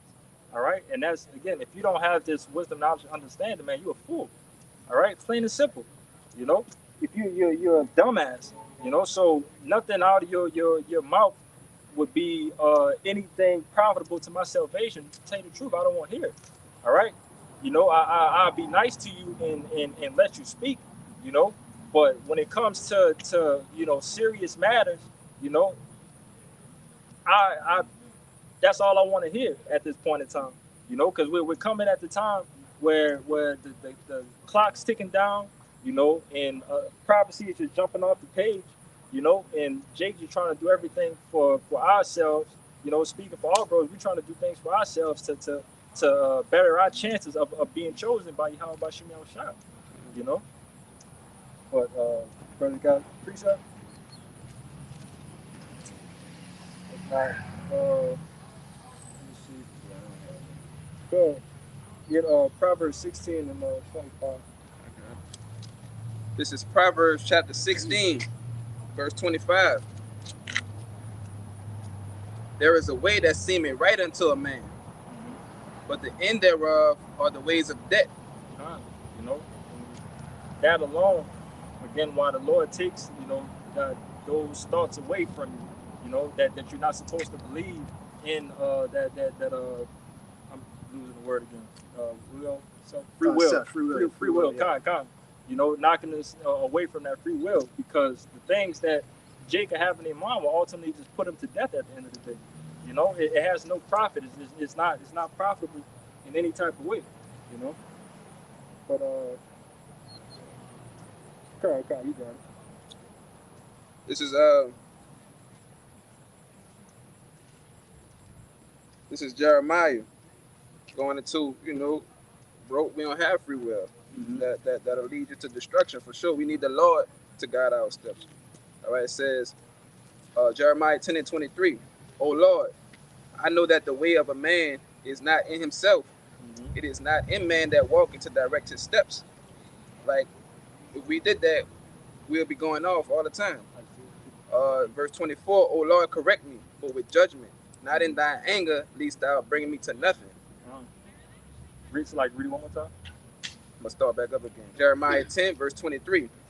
O Lord, I know that the way of man is not in himself. It is not in man that walketh to direct his steps. Obviously, you can stop right there. Because obviously, again, the Lord directs your steps. It's not, it's not in man to walk in create his own path like this world has taught us, that Esau, Edom, taught you, that what you're supposed to be doing, So keep going. Verse 24, O Lord, correct me, but with judgment, not in thine anger, lest thou bring me to nothing. God, that correction that's going to come with it, with the walks of that we're doing, it's beautiful to be corrected by the Lord, because that shows that the Lord is dealing with you. All right, brother could get that Lord dealing with you as sons. Whoever's you talking about the one in Hebrews? Yeah. You dealing with sons. If not, you're a bastard. Yeah. Okay. But get that Isaiah 55 and 8. I got it too. Oh, it's like, well, let's get that. Then we're gonna get Isaiah 55 and 8. Yeah, this Hebrews 12. And I'll start at verse 5. It says, and ye have forgotten the exhortation which speaketh unto you as unto children. My son, despise not thou the chastening of the Lord, nor faint when thou art rebuked of him. For whom the Lord loveth, he chasteneth, and scourgeth every son whom he receiveth. If ye endure chastening, the Most High dealeth with you as with sons. For what son is he whom the Father chasteneth not? But if ye be without chastisement, whereof all are partakers, then are ye bastards and not sons. God. And again, overall, that topic of correction, all right, because that correction is needed. For men that's coming up in this learning, the studies of Yahweh Bashim Yahushua, because again, we're gonna go off, we're gonna mess up. So we have to have that correction to get us on a path to complete the mission at the end of the day. That's right. But again, if you're not of that chastisement, that means if the Lord not dealing with you, you don't want to be on that side. You don't want to be that bastard that the Lord is not dealing with. All right. But to add on what you were saying, another thing, you ain't catching no type of hell, that's automatic right there. Yes, you ain't gonna do no wrong. Everything good, everything happy, go lucky. Well, the Lord ain't dealing with you. Right. He gonna put your ass through some things, God. Yeah. Jake walking around this thing. It's normal. You skipping and hopping, out, everything. You dance. Oh man, I'm having a great old time. The Lord ain't dealing with that. Yeah, brother. Like that shows you that's again one of the gifts of discernment that the Lord gives us. If we see somebody that they make life seem like it's all great and it's all beautiful, it's all roses and daisies, we know that the Lord not dealing with you because we going through hell over here. Catching hell, man. Yes, brother, we going through hell with family members on the job, JK, women, whatever it may be, funds in their pocket, Jay constantly getting up to this level just for all your money to be taken away and just constantly fighting to rebuild, all of these things, man. This is not your rest. Again, this is not our rest, But again, we take all this proudly, we take all this to the chin, because we know that the Lord is dealing with us. That's the end all be all. By us going through all of this, that's the thing on the brighter side note, that the Lord is dealing. Because if the Lord not dealing with you, man, just go ahead and do whatever you want, Do whatever you want, and you're gonna die at the end of the day. Pretty much. You hear me? You're way out of here. You're on your way out, But bring out precept. This Sirach chapter 30, verse 1. He that loveth his son causeth him often to feel the rod, that he may have joy of him in the end. Verse 2. He that chastiseth his son shall have joy in him, and shall rejoice of him among his acquaintance. Verse 3, he that teacheth his son grieveth the enemy, and before his friends he shall rejoice of him. Yeah, because at the end of the day, with chastisement, it's another form of helping somebody grow. Okay, you grow by chastisement. All right, and you read something in the I think it's like the yeah he that loveth. I'm gonna just read it back. Sirach 30:1. He that loveth his son causeth him often to feel the rod, that he may have joy of him in the end. Yeah. You know, and you can see like in the worldly form of Jake that's best friends with a child, you know, and they're not teaching them anything, they're not chastising anything that they do, you know, they just both just do wicked things together. Yeah, they rebellious, but they got men that I know that grew up in this world, you know, treating their child like they nigga. That's they best friends. So I'm gonna do some stupid shit, you gonna do some stupid shit with me. That's not love. That's not love. God, the blind leading the blind. That's not love. All right, a real father that loves you is gonna correct you when you're doing something wrong. You know, again, for you to better yourself and for you to walk the right path. You know. But you got it. All right, this is Job chapter 5, verse 17. Behold, happy is the man whom God corrected. Therefore, despise not thou the chastening of the Almighty. Despise not that read that word again. Despise not the chastening of the Almighty. The chastening of the Almighty. All right, because again, it's you don't want to stop anything that's going to benefit you at the end of the day. All right. If it's unbeneficial for you, you know, yeah, disregard it, kick it away, keep it away from you. All right. But if it's something for your benefit, for you to grow, you know, and for you to help others grow, you know, and to make your steps closer to the Lord, you know, keep it coming. All right. That's all chastisement is. And brothers, you know, it's hard for you to say that yeah, brother, I love chastisement. I love getting my ass whooped by the Lord because it hurt. You know, but you know that whatever how it's happening, when it's happening, it's supposed to happen. You know, but it's not that bad, bro. Cause I know a lot of people like in the world, like if you got your butt whooped by your mama, as a grown man now, a lot of men be like, man, I'm glad my mama did what she did. You know, as far as correcting me, because you see the difference in you and your peers that didn't go through that. Right. They did, they in jail, right. You know, and you upstanding, you know, young man, you strong, you making your way. You have a way about yourself and an insight and a discernment because of that, you know. God. Yeah. That's how No, you said that's I how was about to say that's how it is in the truth though. Yeah, but that's my point. It's twice it's way more different because on a larger scale, because now you have the knowledge, wisdom, and understanding of Yahweh Hashem Yahushua. So when you go through something, you be like, damn, the Lord got me in a pickle right here. It's just, you know, you're in an uncomfortable position. All right, but then when you get over it, you'll be like, man, damn, I done learned so much just from going through that. All right, this was a whole lesson learned. Yep. All right, that's why we gotta love to be corrected, bro, because that's the Lord's way of showing that He care about us and He love us. Because if somebody don't listen, bro, I don't give a damn about no nigga. I ain't telling no nigga nothing. Right. But my brother, all right, I'm gonna rebuke you, I'm gonna correct you, all right, because I care about your well-being. Right. And that's just like with the Lord chastising and correcting us. If I can say it before you get that precept, you know, that's that stupid, you know, growing up now and seeing how stupid that saying is that I'm right with you, right or wrong. No, you know, no. If you wrong, I want no dealings with that. If you wrong, you need to get right. You know, that rebuke. But again, backing up what the brother just said, you know, Jacob get into that mindset of just doing wickedness with a brother and not rebuking. All right.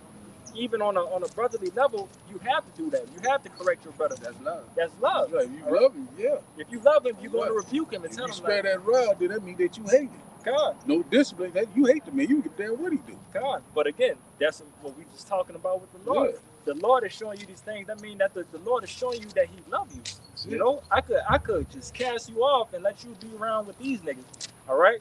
What your parents used to say if they catch you outside doing something stupid, they come and yank you up. They come and get you and bring you in the house and whoop your ass.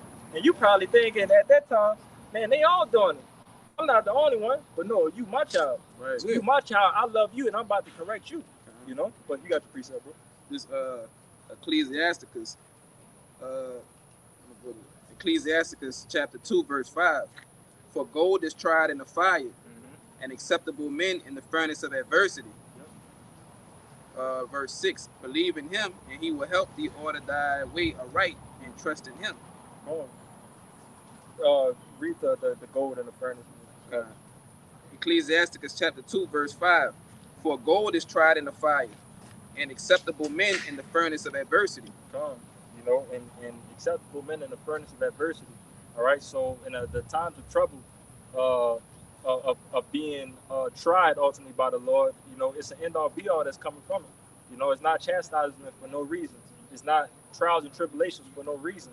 All right. It's for the impurities to be cleaned off of that gold. All right. Because we, in that precept right there, you know, a man of the Lord is that gold. All right. The jewels of the Lord, you know, it has to be a cleaning process. And again, it's easier said than done. All right. It's easier just to hear these things and to say that, oh, all right, I'm going to just go ahead and take it. I'm going to just ass whooping. You know that you got to take it. But sometimes you be looking like, damn, Lord, I really, you know, I'm fucked up right now. I don't know. But again, at the end of the day, when it all comes to pass, it's something that you've learned by it, you know? But you say you got something here? Yeah, I got some. This is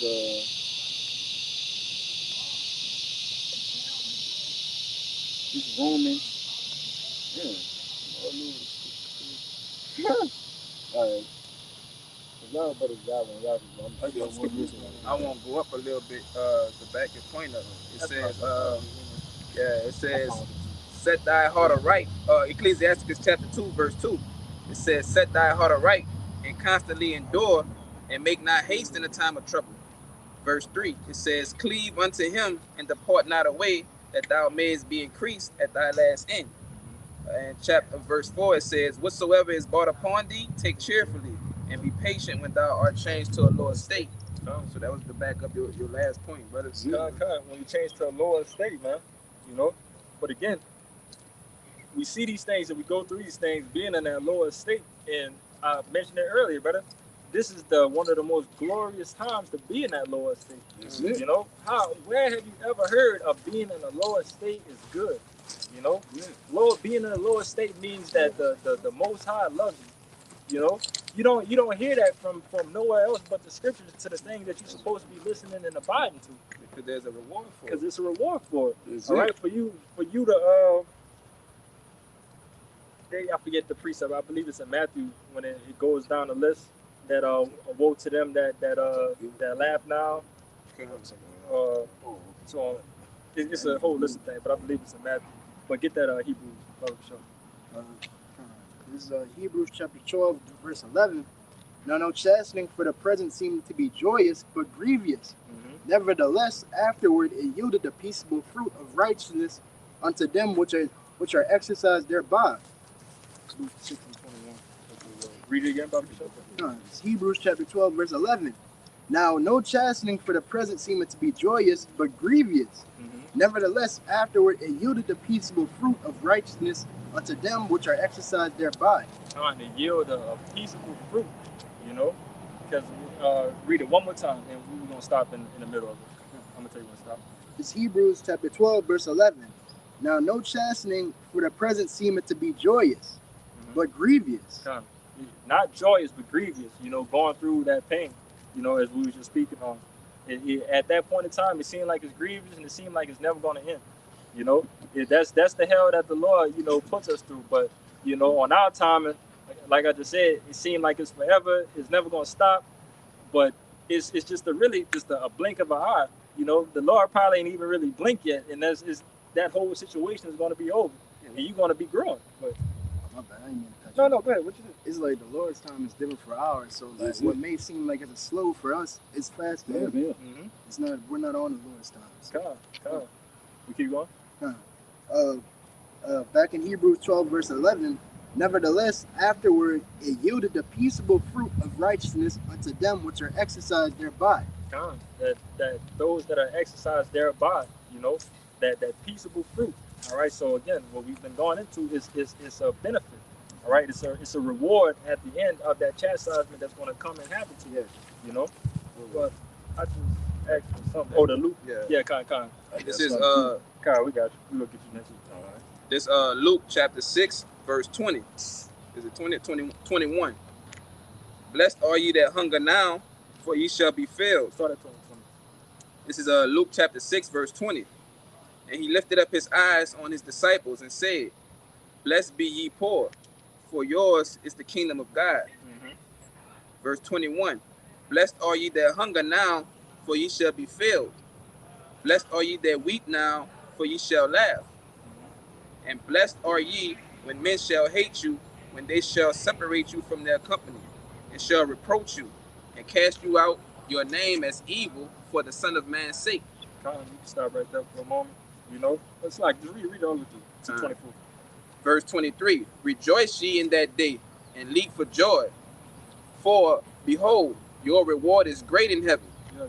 For in the like manner did their fathers unto the prophets. But woe unto you that are rich, for ye have received your consolation.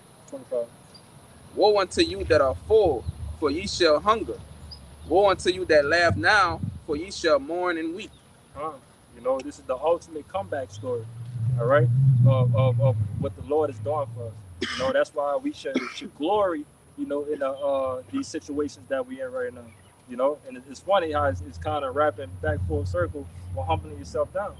You know, so going through these things, blessed are ye that hunger now, that you should be filled. Blessed are ye that weep now, for you shall laugh. Blessed are ye when men shall hate you, and when they shall separate you from their company, and shall reproach you and cast you out, as your name is evil from the Son of Man's sake. All right, that's beautiful that these things are happening. All right, because that means that the prophecy, you know, that the words of the Lord is speaking. All right, so we knowing all these things is happening, like the Lord said it was going to happen. That don't do nothing but boost your faith even more. All right, to know that the Lord said this was going to happen. You know, and what I'm supposed to do, I'm supposed to take for this cheerfully, because why? It says in verse 23, rejoice ye in that day and leap for joy, for behold, your reward is great in heaven. For in the like manner did their fathers unto the prophets.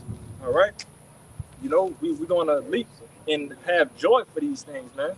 You know, this is nothing for you to put your spirit down. All right, you know, don't let the demons get on you to put your spirit down in these situations when you're in this lower state.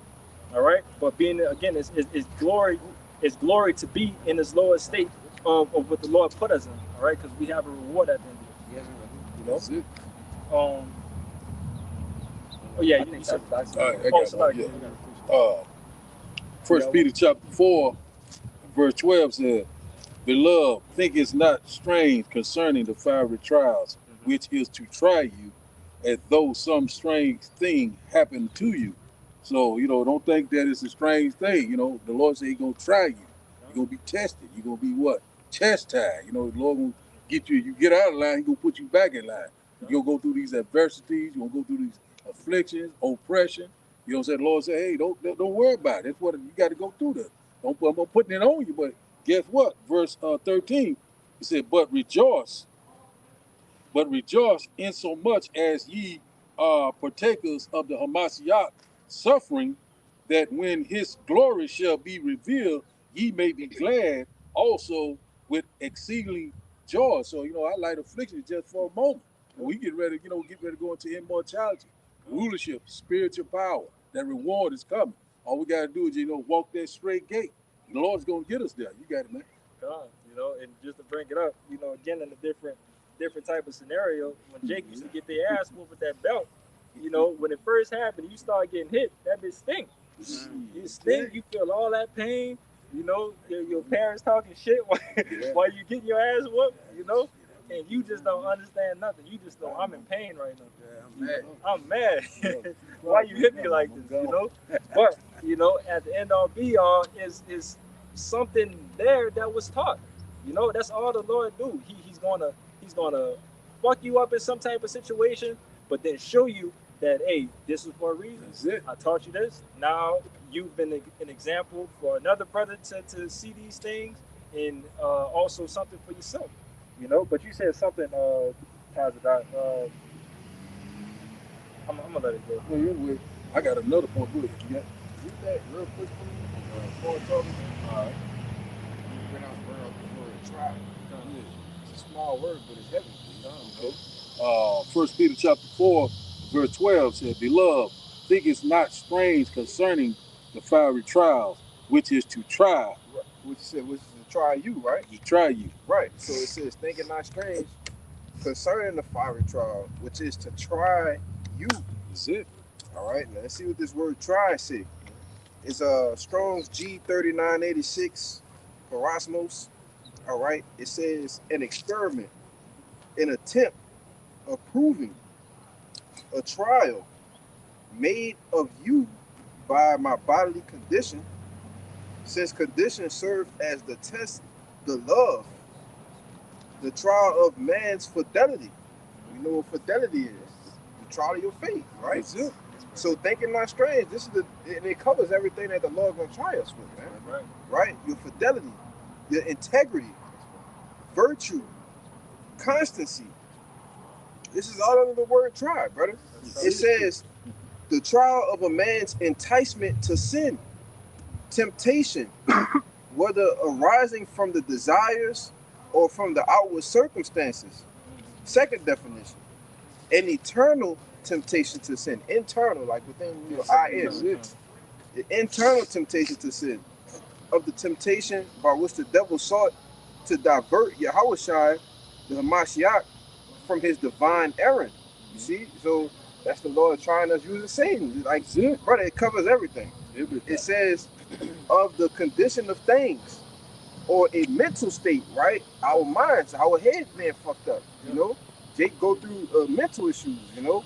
And it's true, brother. Like, let's be real. It's a real battle, you know? Keep things straight. Yeah. It's a battle, man. You know? It says also, by which we are enticed to sin, or to a lapse from the faith and holiness. You know, doubt. You see? It says adversity, affliction, or trouble, sent by the Most High, and serving to test or to prove one's character, faith, and holiness.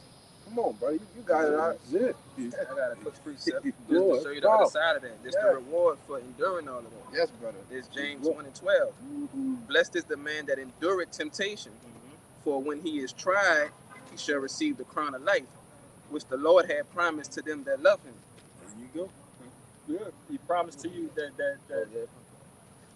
read it one more time. You bring it up. You gonna bring it up? Go ahead. It's James 1:12. Blessed is the man that endureth temptation, for when he is tried, he shall receive the crown of life. You know, it's not for nothing, you know, and that's the way that you always got to look at it, man. Because that moment that you get in that war's me spirit and think that you're the only person that's getting hell right now, you know, that's Satan getting the upper hand on you and pretty much just kicking your ass, you know. You got to fight back at some point in time, you know, and that's the way that you fight back, of having that faith until Yahweh Bashem Yahushua, knowing that what it just said there, it's a reward, it's a crown, you know, after all of this is over with, you know. It's just like that ultimate test and try is when you go to Revelation chapter 3, verse 10, I just thought about is that, you know what I'm saying, the outward temptation, that testing. The Lord said we try the entire world. So that's the ultimate test right there. Yeah, that's why it's better for us to go through our to be tried now than to be tried later, man. Yeah. You know, because the Lord is proving us not. And ultimately to the point to where we know, right, the Lord gonna have a spirit on us to not take the MOT. You see? So when the world gets tried and they ain't been chastised yet, what they gonna do? Like Yeah. That's why the brother said, blessed is the man that endures the temptation. You know, you got it, bro. All that line is up to his prayer. I got one, brother. Hold on, that Matthew 4 and 7. An example of so like let's get that done because Matthew 7 and it's like 4 and 7. So like this is again another example, because brother's not just speaking on these things of being tempted. The Lord was tempted. Yes. All right. The Lord was tempted after he was fasting, if I'm not mistaken, 40 days and 40 nights. God, the Lord was fasting for 40 days and 40 nights, and Satan came to tempt him you know, when he was weak, you know. But let's get to it. Full in. You're gonna read from 7 to 10. This is Matthew chapter 11. You're gonna full 4 to 11. 7 to 11. 7 to 11. Come. This is Matthew chapter 4, verse 7. Yahushua said unto him, red letter, it is written again, thou shalt not tempt the Lord thy power. Verse 8. Again, the devil taketh them up into an exceeding high mountain, and showed him all the kingdoms of the world and the glory of them. Verse 9. And saith unto him, all these things will I give thee, if thou wilt fall down and worship me. Verse 10. His red letters again. Then saith Yahushua unto him, get thee hence, Satan, for it is written, thou shalt worship the Lord thy power, and him only shalt thou serve. Get 11. Verse 11. Then the devil leaveth him, and behold, angels came and ministered unto him. Come. All right, but the point was, you know, Satan, you know, had Yahushua up there on the mountain showing him all of the kingdoms and all these things, you know, if you was just to basically fall away from the Lord, you know, fall away from the things that you believe, all right? So he's being tempted at this point in time because obviously, you know, you got to put yourself in that position. Satan probably ain't just show him, you know, just some bullshit. He probably showed him some enticing ass shit that Yahushua probably looked at it and was like, man, this look good. This look real good, but he stood on his morals. He had his integrity of what he was going to do. And brothers can get that Job too, you know, his account, you know, of him being tested. All right, because again, we have these epistles and accounts in the scriptures for us to be able to lean upon, you know, for us to refer to and look and say, okay, we got right here, Yahushua of all people was tempted by Satan, and he stood his ground. He said that he was going to serve the Lord. You know, I don't want these things, because ultimately Yahushua knew that the end all be all, if he stood his ground, what glory was going to come behind him, you know? The Lord Yahushua, he set the standard, you know, the way to walk in any different situation. The Lord already has done it. The Lord said, I have overcome, ye also shall overcome. So, you know, that's all we got to do, follow the blueprint. Yeah, follow the blueprint. Whoever believed the report. That's it. It's James chapter 4, verse 7. Submit yourselves, therefore, to God. Resist the devil, and he will flee from you. One more time. It's James chapter 4, verse 7. Submit yourselves, therefore, to God. Resist the devil, and he will flee from you. Resist the devil, and he will flee from you. All right. And what it said at the beginning? It says, submit yourselves, therefore, to God. There go that word submit again. It's funny how this thing is coming full circle. It's coming full circle. If I read down a little more, it's gonna come all the way full circle. Yeah. It says, verse 8. Draw nigh to God, and he will draw nigh to you. Cleanse your hands, ye sinners, and purify your hearts, ye double-minded. Verse 9. Be afflicted and mourn and weep. Let your laughter be turned to mourning, and your joy to heaviness. Humble yourselves in the sight of the Lord, and he shall lift you up. Humble yourself in the sight of the Lord, and he shall lift you up. You know, but hit that first point again. I got a little bit more to get off. James 4, chapter 4, verse 7. Submit yourselves, therefore, to God. Resist the devil, and he will flee from you. God, submit yourself. So again, we just got right here with the account of Yahushua. Yahushua literally told Satan, get thee hence, Satan, for it is written, thou shalt worship the Lord thy power, and him only shalt thou serve. All right? So, and it said right after that, again, the devil take it, like, then the devil leaveth him, and behold, angels came and ministered unto him. The devil fled. After Yahushua sat there and resisted the temptation from Satan, the devil fled, you know? But you got the Job. I'm right here. You said you had a precept, huh? Yeah, I had the 1 Peter 6. You could get it. All right, this is 1 Peter 6. No, this is 1 Peter 1 and 6. Yeah. Sitting going back and forth and the bet that they made. This is 1 Peter 1 and 6, and it says, wherein ye greatly rejoice, though now for a season, if need be, you are heavy through manifold temptation, that trial of your faith, being much precious than gold that perisheth, though it be tried with fire, might be found unto praise and honor and glory at the appearing of Yahushua Mashiach. Read back that point, the trial of your faith. That's why I mean, 1 Peter 1:6, and it says, wherein greatly rejoice, though now for a season, if need be, ye are in heavy through manifold temptations, that the trial of your faith being much more precious than gold that perishes, though it be tried with fire, might be found unto praise and honor and glory at the appearing of Yahushua Mashiach. And there it goes with that pride of fire again. All right, we brought it out with that Sirach, with that two with the gold being tried in the furnace. All right, because again, that fire, that spiritual fire that the Lord is doing, He's getting those impurities off. But it says, verse 7, it says that the trial of your faith being more precious than the gold of that gold that perishes, though it be tried with fire, might be found as the praise and honor and glory at the appearing of Yahushua Mashiach. All right, but the trial of our faith, man, is beautiful for us to even be a part of it. All right, that's the mindset. It's a positive mindset that you could take of all these things. All right, you could sit there and again have that Wars Me spirit of like, oh, my faith is on trial. What am I going to do? How I'm going to handle this? How I'm going to operate when things are going south? You know, why do I got to do this? Or you're going to be on that trial of your faith and be like, all right, let's go. Let's do it. Whatever it is, I'm gonna take cheerfully. I'm gonna take it on the chin, and I'm gonna keep on moving. The whole goal of this thing is to keep on moving. All right. Brother could get that. You fall it 7 times. Just man. Yeah. Come on. Let's get that real quick. Yeah, you got it. Back you up real quick. I got another one. Yeah. You made me think of this. This Job 38:3. It says, "Gird up now thy loins like a man, for I will demand of thee, and answer thou me." Gird up your loins like a man. Get that saying. That I looked up the definition of it. It's got a little meat of that saying, gird up your loins. But that's something that the Lord. No, just the yeah. They had I wasn't expecting like the actual definition of what they say about gird up your loins. I brought that out to show, like, you can't be in that woe is me spirit. Like, no, the angel came to Job and said, man, gird up your fucking loins, man.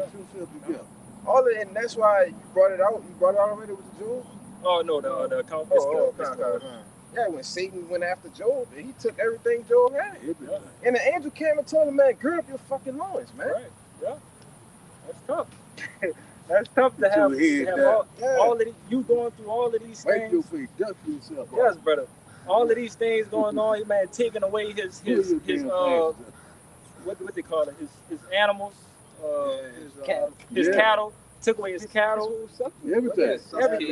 Killed his kids. He killed all the children. Yeah, come on, brother. That was his riches. Yeah.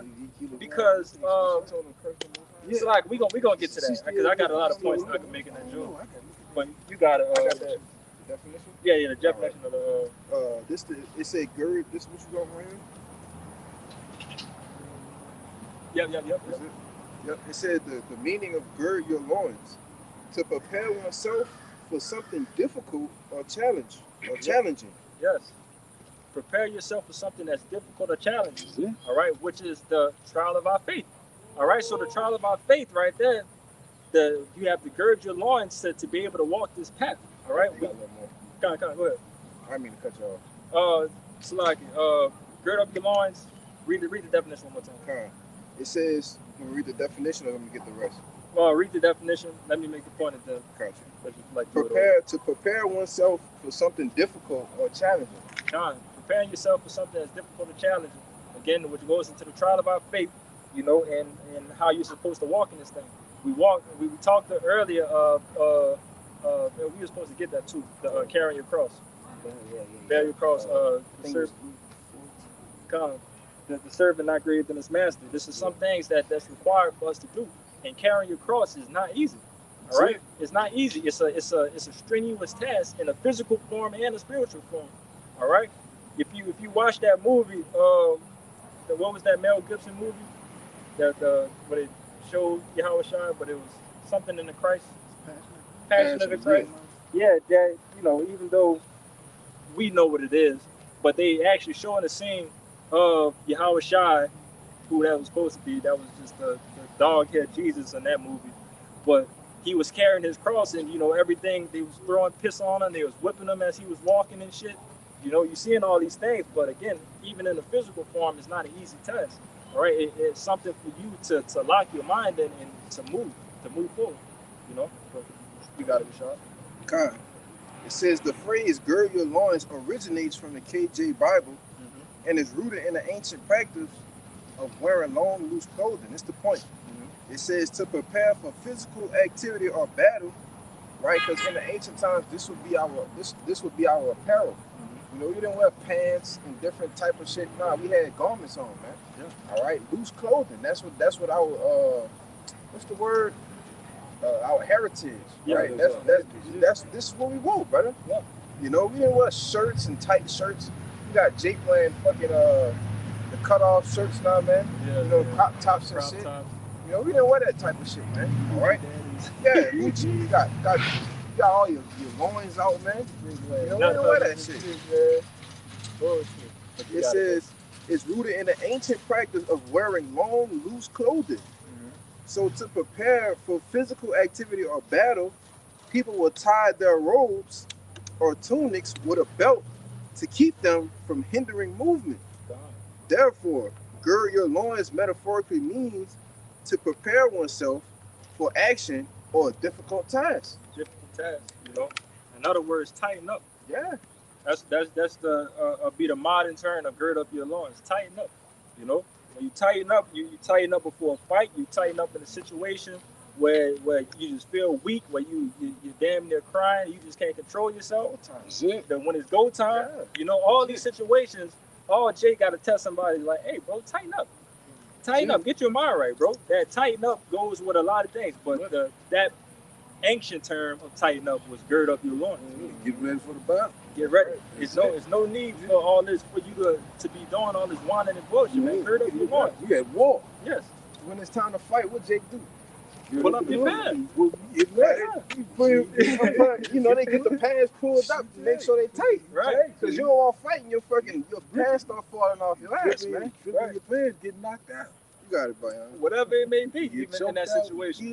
Jacob may have a jacket on, anything that's loose, that's probably going to get in the way. The first thing that they do is take it off. Get all this away from me so I can be fluid and ready to go. You know? Yeah. But, Con, we hit your precept. We're going to get it. Let's get the precepts out the way. Because that Joe got a little net on. This First Maccabees chapter 2, verse 64. Wherefore, ye my sons, be valiant and show yourselves men in the behalf of the law, for by it shall ye obtain glory. Come on. Read that one more time. First Maccabees chapter 2, verse 64. Wherefore, ye my sons, be valiant and show yourselves men in the behalf of the law, for by it shall ye obtain glory. So it's a requirement at the end of the day, man. That's it. All right, it's a requirement to be a man. All right, to be a man of the Lord ultimately. All right, because again, you're not going to fail. You're not going to fail by doing these things. The Lord is not putting any of these scriptures in the book for us to look at it and then fail immediately after. No, you got it. I kind of lost my point. This is 1 Corinthians 10 and 13, and it says, there have no temptation taken you, but such as is common to man, but the Most High is faithful, who will not suffer you to be tempted above that you are able, but will with the temptation also make a way to escape that ye may be able to bear it.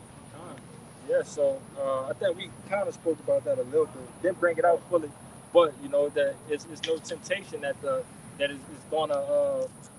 Lord puts in front of you that is going to mess you over. It's for you to be able to overcome it at the end of the day. Yeah, he's not gonna put you in an extraneous situation that nobody never been in. I'm just putting you in there so you can fail. Yeah. Lord don't operate like Right. that. You don't operate. Yeah. You don't operate that way. You know. He gives you enough to, build you up. He gives you enough to be able to prevail through that. saying? It's not like overburdened on the situation. Yeah. So again, with that giving you enough, he's giving you accounts. He's giving you things that you can read. He's probably giving you a physical example that you can see. And that's how we operate. That's how this whole body operates, because we get accounts and we have many different stories in the scriptures of seeing what and what not to do. And the end all be all being of it. You got it. Not only that, but like you say, within the brethren though, you got brethren that's alive, that through the spirit that's with us in our flesh. Yep. They go through the same things. You might go through something when you coming in, another brother done went through it. Yep. Right? Like I said, I believe that's Luke or Matthew, that the same afflictions are accomplishing your brethren, And when we thou are converted, strengthened our brother, God. Yeah. So it's the same constant things on it. So many things Satan can hit us with. Right. But there's always a way out. Always a way out. The Lord will always make a way out if you believe in Him. Yep. All right. If you believe in the process, if you believe in the things that He's been sitting you down and for you to learn. All right. We're not out here learning for no reason. We're learning to make it at the end of the day. And even if it's not for that, it's for you to teach somebody else that needs to be able to make it. Right.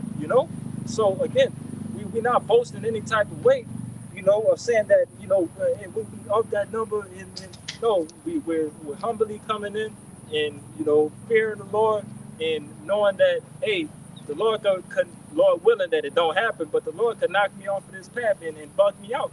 All right. And it's probably everything I went through was probably just for y'all to grow and be the best, brothers that y'all could be. Even still, it's not for nothing. It's not for nothing, But you say you had a precept?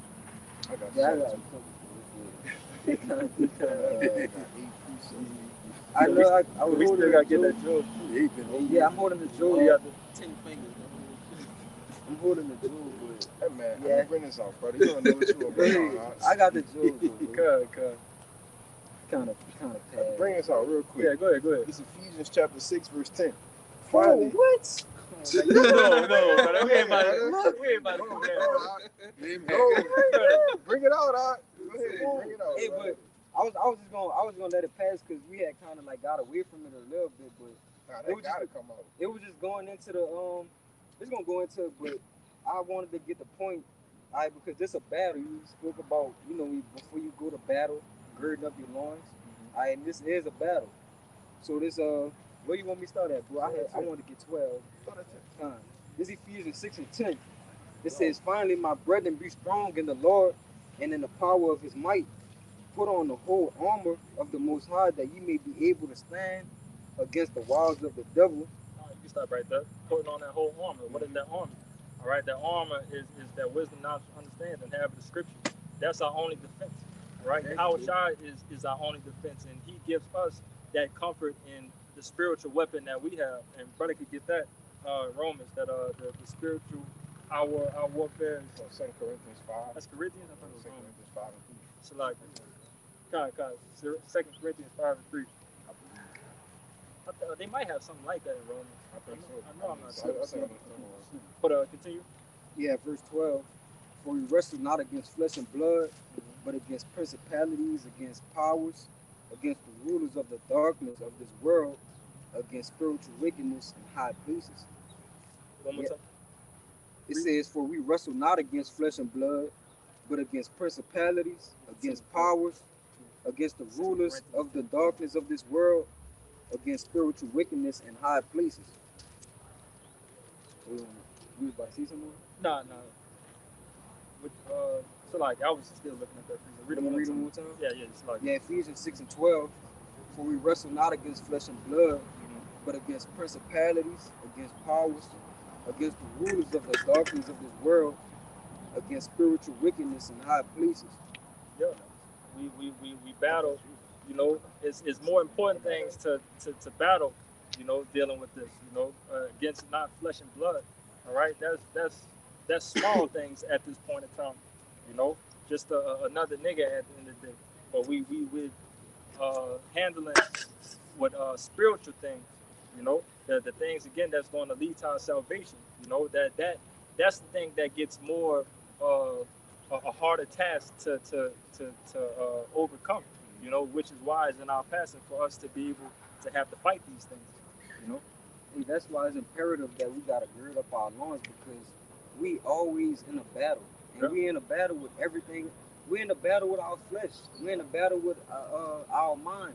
Like we in a battle with the you know, the world, the ways of this world, the woman. Our, you know, we just in a constant battle. So we have to gird up our loins that we may be able to withstand those battles, man. Because we're in a constant fight. We don't got time to let our guard down. And that's how you get took. That's how Satan take you. You battle with our flesh and our spirit. Flesh, yes. You know, battle against one another. Yeah. I still got that. Hold the 2 Corinthians. Yeah. Get the, That's it. Yeah. 8 and 5.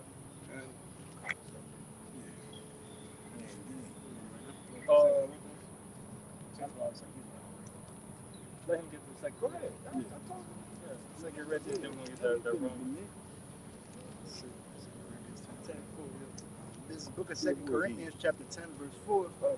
Okay. 2 Corinthians chapter 10 verse 3. For though we walk in the flesh, we do not war after the flesh. Verse 4. Right, so we don't war, right, doing fleshly shit. You know what I'm saying? We don't go and get guns. You know, somebody said they gonna shoot me.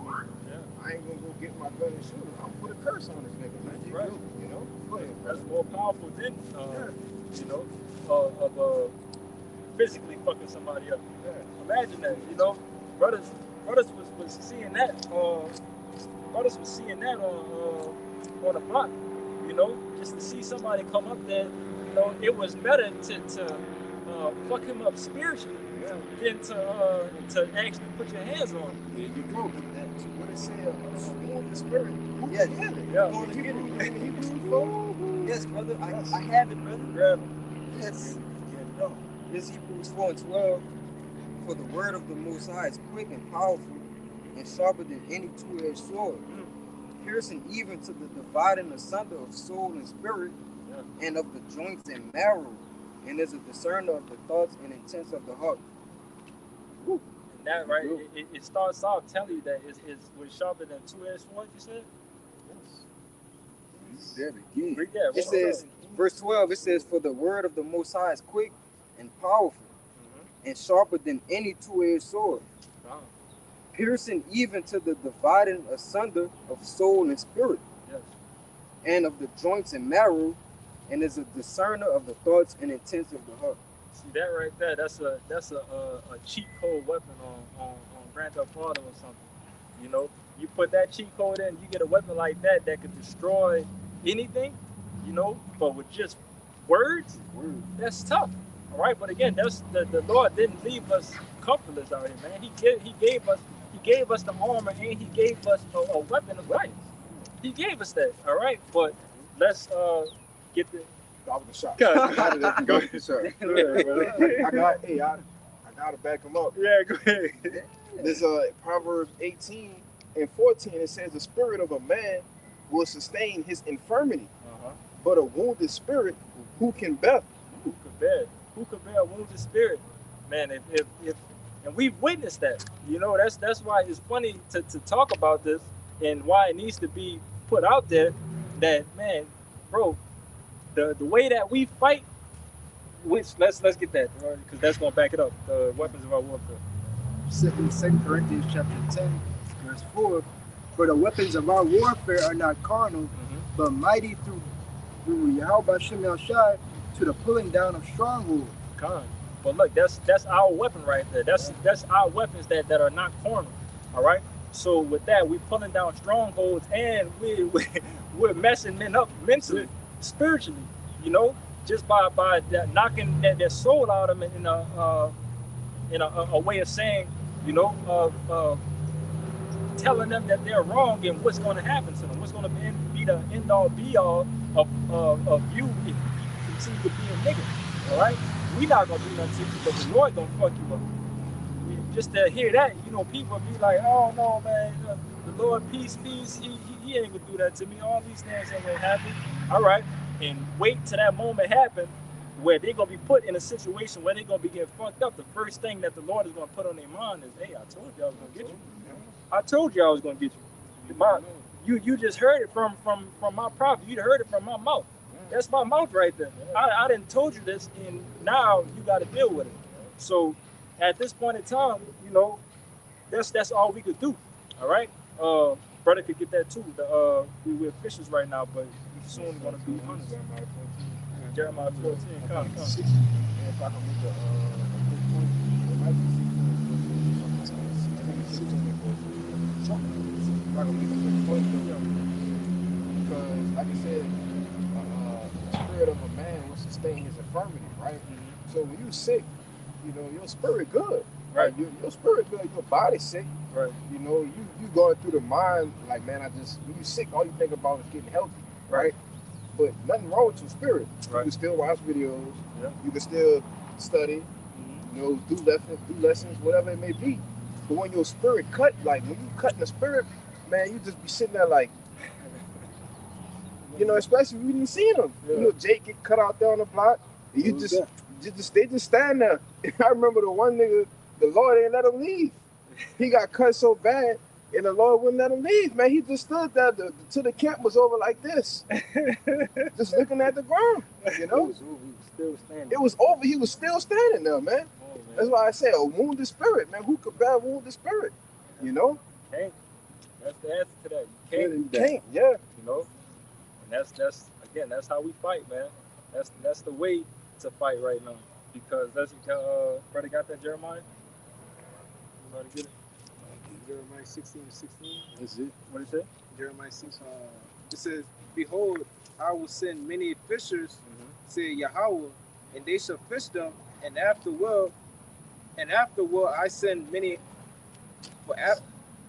Afterward I send for many hunters, and they shall hunt them from every mountain and from every hill, and out of the holes of the rocks." So right now, the role that we have right now is being a fisher. All right. If you know anything about a fisher, it's pretty much a passive role. All right. It's a passive role with no conflict. All right. And it's fishing. What we're doing, that we're fishing in of the elect. You know, we're trying to seal. You know, the hopeful elect. You know, for us to get out of here. But that's the fishing. That's our duty and job right now. All right. It's not to be hunters. It's not to pick up swords and weapons to go and fight this devil, for us to get our ass whooped ultimately. Because why would you try to fight this damn devil with his gift, you know, in his kingdom?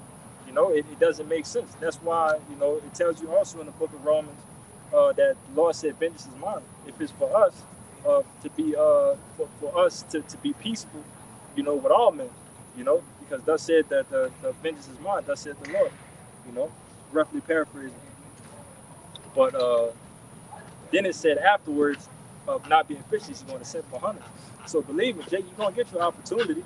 You know, the hopefully elect that's watching, the believers, you know, we're going to get our opportunity, you know, to once we're transforming these new bodies, to be able to put belt to ass, to finally put our hands on these devils and 2/3 of our people, because they got to get it too.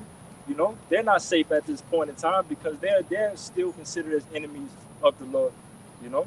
So you just got to be patient, you know, until the Lord gives that go, you know. And like I mentioned with that Romans, that the Lord said, vengeance is mine.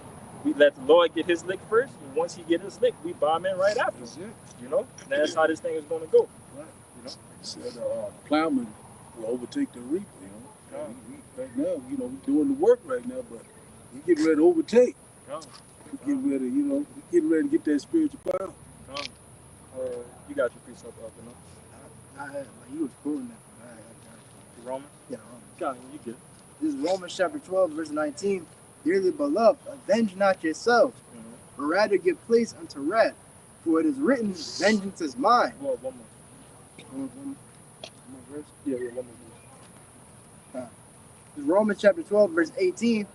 If it be possible, as much as light in you, live peaceably with all men. One more time. If Romans chapter 12, verse 18, if it be possible, as much as light in you, live peaceably with all men. All right. So Jay, we're not out here looking to start beef. We're not looking out here to try to start shit to get into physical altercations. All right, that's nothing that we are truly looking for. All right, but then again, it's impossible. All right, so on the other side of that, you know, that doesn't mean let anybody put their hands on you and fuck over you in any type of way. You know, if you got to defend yourself, you got to defend yourself. All right, just to put that out there.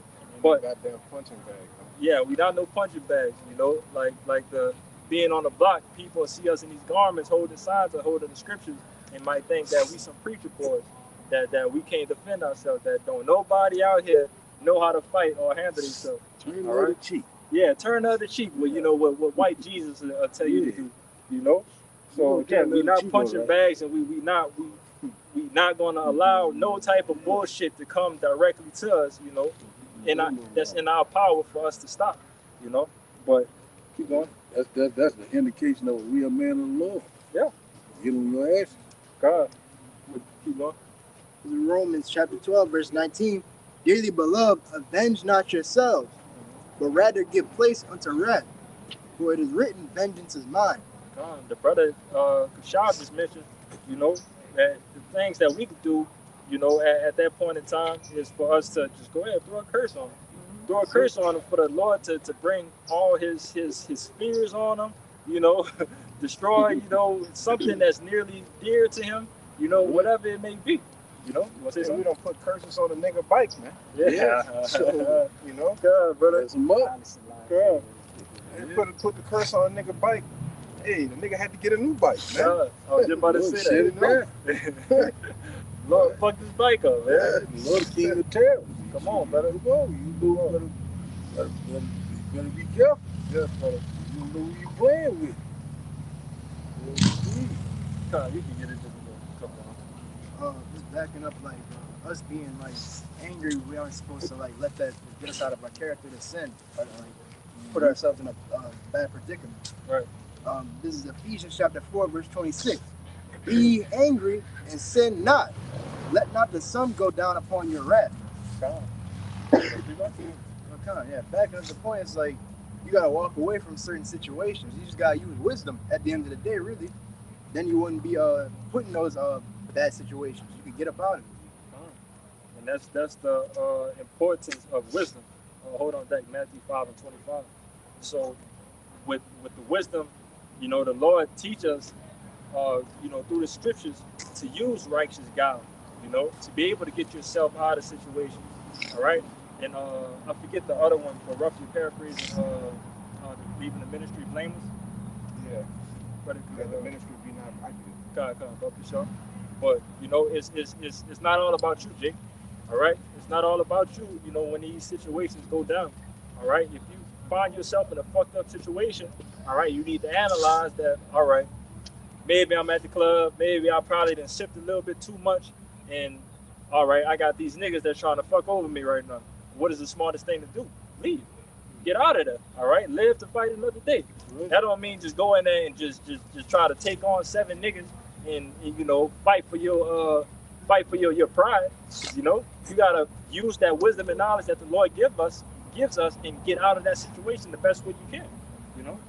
I was gonna say, like, Satan plays upon these people's emotions. Yeah. So it's like you gotta realize, you gotta look at it from a spiritual perspective. That could be Satan fucking with you. It definitely is. You know? It is. Yeah. That's exactly what it is. Satan is using one of his devices right there, which is other niggas that has no dealing with the Lord. So that's easy money. But now he's using them to try to get to you. All right, because you're the prize, you're the big fish that Satan is trying to conquer. But I was just gonna say, but even then, on a bigger scale, that's the Lord using Satan to put that against you. So it's like really the Lord. You gotta think about it. To test you. You know, to test you. You wanna say something? Because wisdom, we operate utilizing wisdom. That gets us out of situations. You're in bad situations where you put yourself there, but now you gotta apply the wisdom, all right, to get yourself out of it. You see? But go ahead, brother. Brothers you know, I think you got a precept pretty much backing up using wisdom to get out of the situation. It says, Proverbs 15:1, it says, a soft answer turns away wrath, but grievous words stir up anger. you know, not everything needed, you know, to be physical. You can also use soft words, you know, get yourself out of situation. You know, everything doesn't have to be, you know, throwing rocks and stones. You know. Back that up to this that I'm gonna bring out that Matthew. Bring him out that point again. Yeah, make your point again. Slide down here. You know, let me get the. Yeah, just read the precept. This is Proverbs 15:1, and it says, "A soft answer turneth away wrath, but grievous words stir up anger." And I was basically saying, like, you know, not everything has to be throwing rocks and stones, you know, or you just, you know, going off the wilding. You know, you could just, you know, calm it down, tell them some soft answers to just get out there. Not everything has to be carnal. Yeah.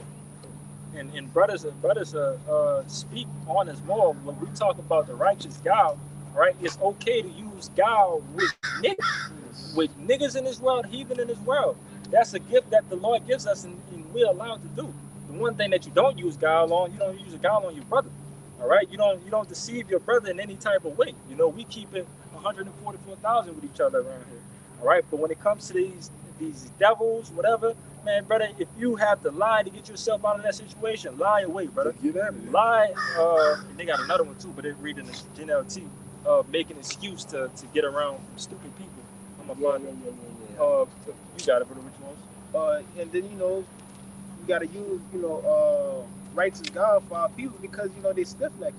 You know, these people are ignorant. You tell them one thing, you know what I'm saying, they blow it over their head and go for your neck for something that's so simple, you know. But Demonic ass niggas. That's it. Get that Matthew. Let's get that Matthew out the way. This is Matthew chapter 5, verse 25. Agree with thine adversary quickly, whilst thou art in the way with him, lest at any time the adversary deliver thee to the judge, and the judge deliver thee to the officer, and thou be cast into prison. God. All right, and this could fall in a situation if you're dealing with the police or something, you know, dealing with any type of altercation. All right, agree with them quickly. Oh yeah. Take what they say. Take the high road. That's it. You know, this is the time that you take a high road. All right, if it's dependent on yourself going to jail, and then we're gonna get this with leave the ministry blameless. That's it. If you're doing these things, you taking that high road to get away from it. Again, that's helping you live to fight another day, but it's also exercising your wisdom, which the Lord has given us. All right, so registration. come on, but the Lord has given the light. The Lord has given us, you know, these gifts to be able to fight, you know, these things, you know. But let's get that precept about the show. Come, what? Well, however you want. I'm bring a precept on this thing. You know, I got a count. Come. It's 2 Corinthians 6:3. Yes, bro. Giving no offense in anything, that the ministry be not blamed, but in all things, approving ourselves as the ministers of the Most High, in much patience, in afflictions, in necessities, in distresses, in stripes, in imprisonments, in tumults, in labors, in watchings, in fastings, by pureness, by knowledge, by long suffering, by kindness, by the Holy Spirit, by love unfeigned, by the word of truth, by the power of the Most High. Well, did I know that precept was that one? Yes, brother. That's what we need. Definitely do. But you know, the point I want to harp on is leaving the ministry blameless. You know, I mentioned to the point of it's not all about you, Jacob. All right, so imagine if you go do some stupid shit, you go catch a body, you know, you go beat the shit out of all these people, you make the news, and then all of a sudden they do their research and it comes back to, oh, he's with the Hebrew Israel. Well, not even, he's with the black Israelites that be on the block. BHI. Yeah, BHI, he's with them that do this and that and the third, and oh, they hate white people, they hate this, they hate, and it's gonna build a whole case on innocent brothers. You know, so now the brothers gotta go through some shit just because some stupid shit that you did. All right, so that's why when you go through situations like that, that's the first thing that needs to come first to your mind. All right, what's the easiest way for me to just completely get out of this situation unharmed? You know, that should be your very, very first thought. All right, like it shouldn't even come to a thought of your mind of like, all right, I'm just about to blast my way out this bitch. You know, that's that's a mindset of a nigga. All right, and we are not niggas, man. We are men of the Lord. You know, holy. We separate from all of these doings of these niggas, man. So with simple things like that, which is not so simple to people, but for us it should be simple. Simple things like that is something that ultimately is something that we have to, you know, keep on to our mind, you know, at the end of the day. But Romans, yeah. Carnally minded. We're gonna get that after the Romans. All right, this is Romans chapter 8, verse 5. For they that are after the flesh do mind the things of the flesh, but they that are after the spirit, the things of the spirit. For to be carnally minded is death, but to be spiritually minded is life and peace. Life and peace, all right? To be carnally minded is death, all right? So if your first, again, I just mentioned the first thing that comes to your mind is that I just got to shoot my way out of this. I got to fight my way out of this. I got to do all these carnal things to get out of this situation. It's going to fuck you up at the end of the day, you know, and fuck up the body. But what you want to do is the spiritual thing that's going to lead to peace, all right? And, you know, obviously, you know what's going to happen when you go through this situation and you take the spiritual role of it, you know, because it had happened to Jake many times. The first thing you do is when you get back to the house, you think in your head when Satan started fucking with you, you're like, man, I should have fucked them niggas up. I should have did that. Why I did that? I wish I would have did that. Now you getting tormented by Satan, you know, because now he's playing in your mind, telling you that, oh man, you a bitch.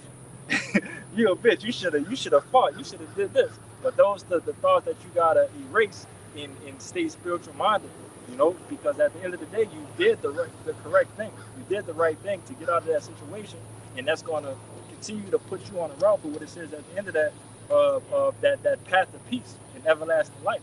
All right, that's why it's important to be spiritually minded in all things that we do. You know, Yeah, brought out the Romans 12, 18. Earlier.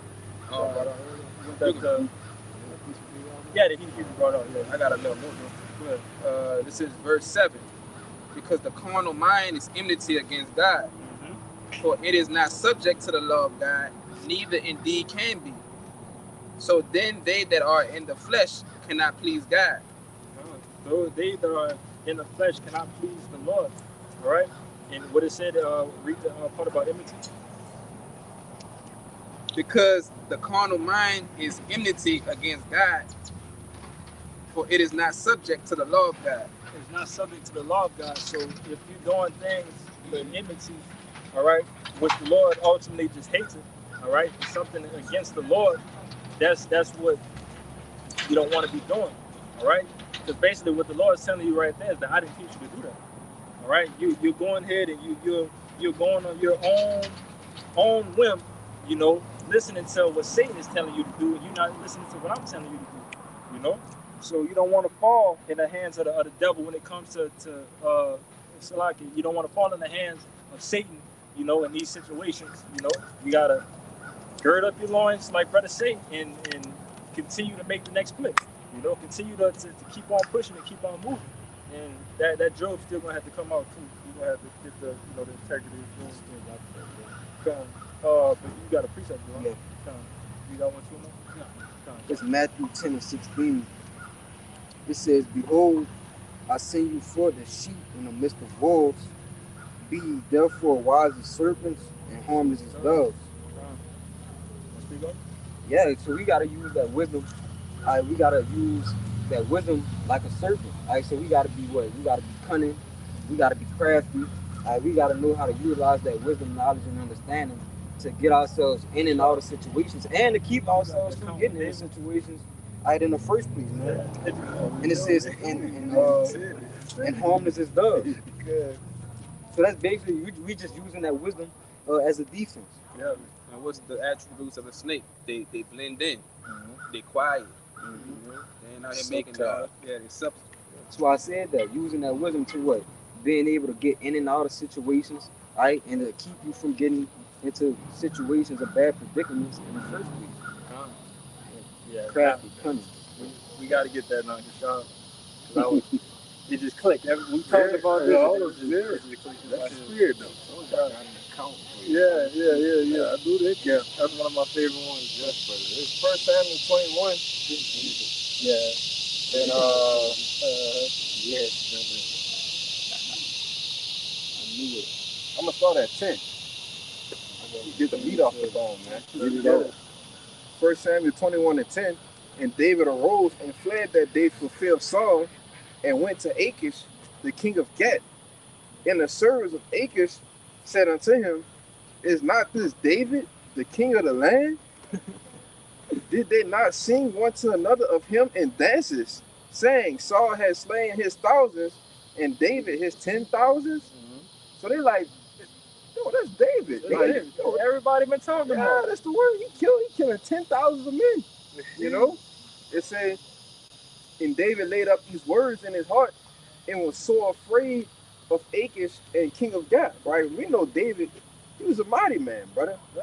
Like he wasn't like, man, he could have slew the whole city, Right. you know? But it says, but No, brother, you just mentioned that they got songs about him. Yeah. yeah, They got songs about him, and they singing the songs of him being above King Saul when it Yeah. comes to killing. Yeah. Come on, man. and when he heard it, he was like, oh shit. They know They know, yeah, they know. Like, it's not saying he was afraid of the king. No, he was afraid because you know you get that feeling like fuck, like they knew who I am. You know what I'm saying? So he was like, damn, they're gonna try to do something, right? So this is the example of using wisdom. Go ahead. And also, you know, because it said he was fleeing Saul, right? Yep. So he's using wisdom again at this time because David had the obviously the wisdom, knowledge, and understanding, the fear that he wasn't going to kill his king. Yeah. Saul was over David, so he used his wisdom in you know things that he needed to get away from the situation to the best of his ability. Because again, he most likely could have just killed Saul. Yeah. Saul trying to come and kill me, oh, I'm gonna kill you. But no, David with his morals and the things that he knew that he had to do, he just walked away from the situation. And now we at this point. He refused to touch the Lord's anointed. Yeah, The Lord anointed Saul to be king. He's like, man, I'm not touching him. Right. The Lord anointed him to be the king. Right. You know, he proved it to him too when he tore that piece off his garment. Yeah. He said, I could have did it, but he said, touch not my anointing. Yeah. Do my prophets no wrong. I'm a king, whatever, you know. God. 1 Samuel 21 and 12. And David laid up these words in his heart and was so afraid of Achish, the king of Gath. And he changed his behavior before them and feigned himself mad in their hands and scrabbled on the doors and let his spittle fall upon his beard. Then, I'm going to read it in the NLT. I'm going to read it through. I'm going to read it back in the NLT. It says, Then said Achish unto his servant, Lo, you see the man is mad. Wherefore then have ye brought him to me? Have I need of a madman, that ye have brought this fellow to play the madman in my presence? Shall this fellow come into my house? Like, fuck, you bring this nigga here for? You know? So the NLT, verse 13, it says, So he pretended to be insane, scratching on the doors and drooling down his beard. Man, Jake, wow, brother. Went all out. He clouded, boy. He was clouded. No, he went all out, brother. Yeah, he sure did. It's funny. It's funny as shit because I got an account like that of my personal life. I have to do something like that. like literally, but I never told nobody that story. But it's some, yeah, it's some of the funniest shit. But you know, I didn't know what to do in the situation. I just acted retarded. Like it's stupid, bro. Like not to the access of Dave drooling from the mouth, but Jake know how to act stupid. When it's time to act stupid, bro. That righteous God, bro. Righteous God. Come on, that's it. Like, Verse 14, it says, King Achish said to his men, Why must you bring me a madman? We already have enough of them around here. Why should I let someone like this be my guest? You know, the moral of the story, David did what he needed to do to go ahead and get through that situation, man. You know, using that righteous God, you know, which we kind of beaten in that point, you know. But it's going to come to that, all right? It's going to, we talking about on levels of dealing with just 2/3 in the world, but Jake, you got to imagine, brother, we're going to have to do this when JT hit. You know, it's going to be times when in the midst of JT, when shit really hit the fan, and they looking for this guy who was with the Israelites, and he was doing this and he was doing that, and I think that you fit the description. Yeah, and at that point, hey, I don't know what you're talking Oh, about. what the hell you talking I about, man? don't know what that is. I don't know what you're talking about, and go ahead and use that yike quad and get out of that situation. Oh, you can just tell him, say, look, yeah, I understand. I know exactly who you're talking. He went that way. Yeah. Yeah. Tell him get away, Right. man, and you go the other way. Yeah, that's come on, man. Yeah. And we know and got the faith too that the Lord is going to fix the words that's going to come out your mouth regardless. Yeah. All right. So however that situation's going to be, whatever the Lord put in your mind for you to do, like I said, we already brought it out. Giving you your instructions and your dreams when you sleep. All Yeah. those things is already written and is going to be said when the time comes. But you got to have the faith. That the Lord is going to do these things for you. So you want to say something else? I was just gonna say, like, that's why it says in backing that up. That's why it says in the precept Isaiah 33:6, wisdom and knowledge from this. That's it. So we only have to use that now in those times. And just in general, just backing up your point, we're gonna have to use it, in these times that, it's something that we have to exercise. Right now, you could just say that we're training right now. All right, we're training, and I mentioned it a couple camps ago. When it gets to game time, everything that you've been practicing, it has to be executed. Executed to the T. It's not no time to make no mistakes because you're supposed to have been making your mistakes right now. This is where you make your mistakes at. This is where you have your brain farts and you try to get past and do the things to continue to gain and learn more. And this is the learning ground. All right, but once the proving ground starts, that's when it's time to work. You want to say something? I was gonna say in training, that's where you make your mistakes. Because when you think about the NBA, they could, you don't have to necessarily give you all in the regular season, or you don't have your slip ups or whatever like that in the regular season. But when the playoffs come, it ain't really time to be making mistakes because you could be out of there like that. Everybody playing, the stakes is high, so it's not time to make mistakes. When it really matters, man, when it really comes. So you make your mistakes, it's the regular season and not willingly. But you just got to be more sharper, when it really matters the most. Right. Doing it when it really counts, like the brother just said. All right, but that doesn't mean, disregard your practice, disregard your study. That don't mean just cast that away, for you to think that you want to perform good. Like we were just talking about it. You talking about with the seeds. They want to chill and bullshit when it comes to things, but when it's time and think that he could just get up and perform when it's time to perform. Nah, who's going to perform better? The person that's been there studying and doing all the things, right? Rehearsing, the practicing, all the things, consistent. All of these things that he's doing to get up and perform.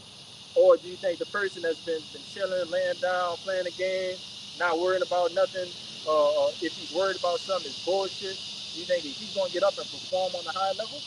And that's not the case, And we witnessed that, through high school and stuff like that.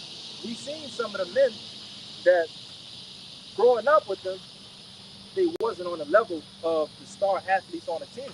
All right, but when those star athletes started getting complacent, all right, and started to get prideful for what the things that they know they knew how to do, they have been surpassed by the men that was working behind the scenes. These men that's making it to the league, that's a lot of them was not men that was just complete 5-star players. They was unknown, but they had a 5-star work ethic. All right, and that's the mindset that we need to have in this thing. We need to have that 5-star work ethic, so when it's time to play the game, that we could show ourselves to be that 5-star. Right. Just like brother say all the time, with the pop quizzes, right? Hey, the real test, the exam to pass or fail is getting ready to come, man. Yep. And what you've been doing, you've been bullshitting, you ain't been practicing, you ain't been studying, you ain't been being prudent. It's gonna show in the times to come, man. Because like we spiritual preppers, man. We're not carnal preppers. We prep with the scriptures, man. Because like the brother Kaya always say, one day this is just gonna have to be in you, man. Right. All right. It said wisdom and knowledge is gonna be the stability of our time. What all can keep us stable if it's in us? Right. You see? Yep. So it's gonna show you've been bullshitting, right? They gonna sit at home, be comfortable, put their hand behind their head, put their feet up. Well, all right, I'm about to watch the camp today. You know? You being comfortable, man. You know? The time is short for the last little bitty whoever's out there to be sealed, man. You know? The time is coming. Hey, man, it ain't much left for us to do. Hey man, that Ernest man sending them soldiers through DC right now. Yeah, It's only a matter of time before it's a city near you. A city near you, man. That's right, brother. Trying to push you to the city Yeah. Esau getting ready to use that sword. You got to get prepared. The door of repentance is closed. Yes, brother. You know what I mean? Make you ready for the battle. And those evil. Yeah, figures upon the earth. You're sitting back, brother. Yeah. So it's all good. Everybody good. So we pray that this live camp was edifying. Trying to get out of here. We're gonna give infinite honors and prayers too. Yahweh, by Hashem, Yahushua, by Hashem, Kakwadash. Double honors to the apostles and the elders of GMS who taught us the truth. Peace and salutation to the hopefully elect. You Akim, you Aquad, brothers and sisters in Hebrew that believe. In the Baba Ba, Baba Ba, Baba Ba, Baba Ba, Baba Ba, Baba Ba. Kwame Asherah. Kwame Asherah. Shalom. Shalom.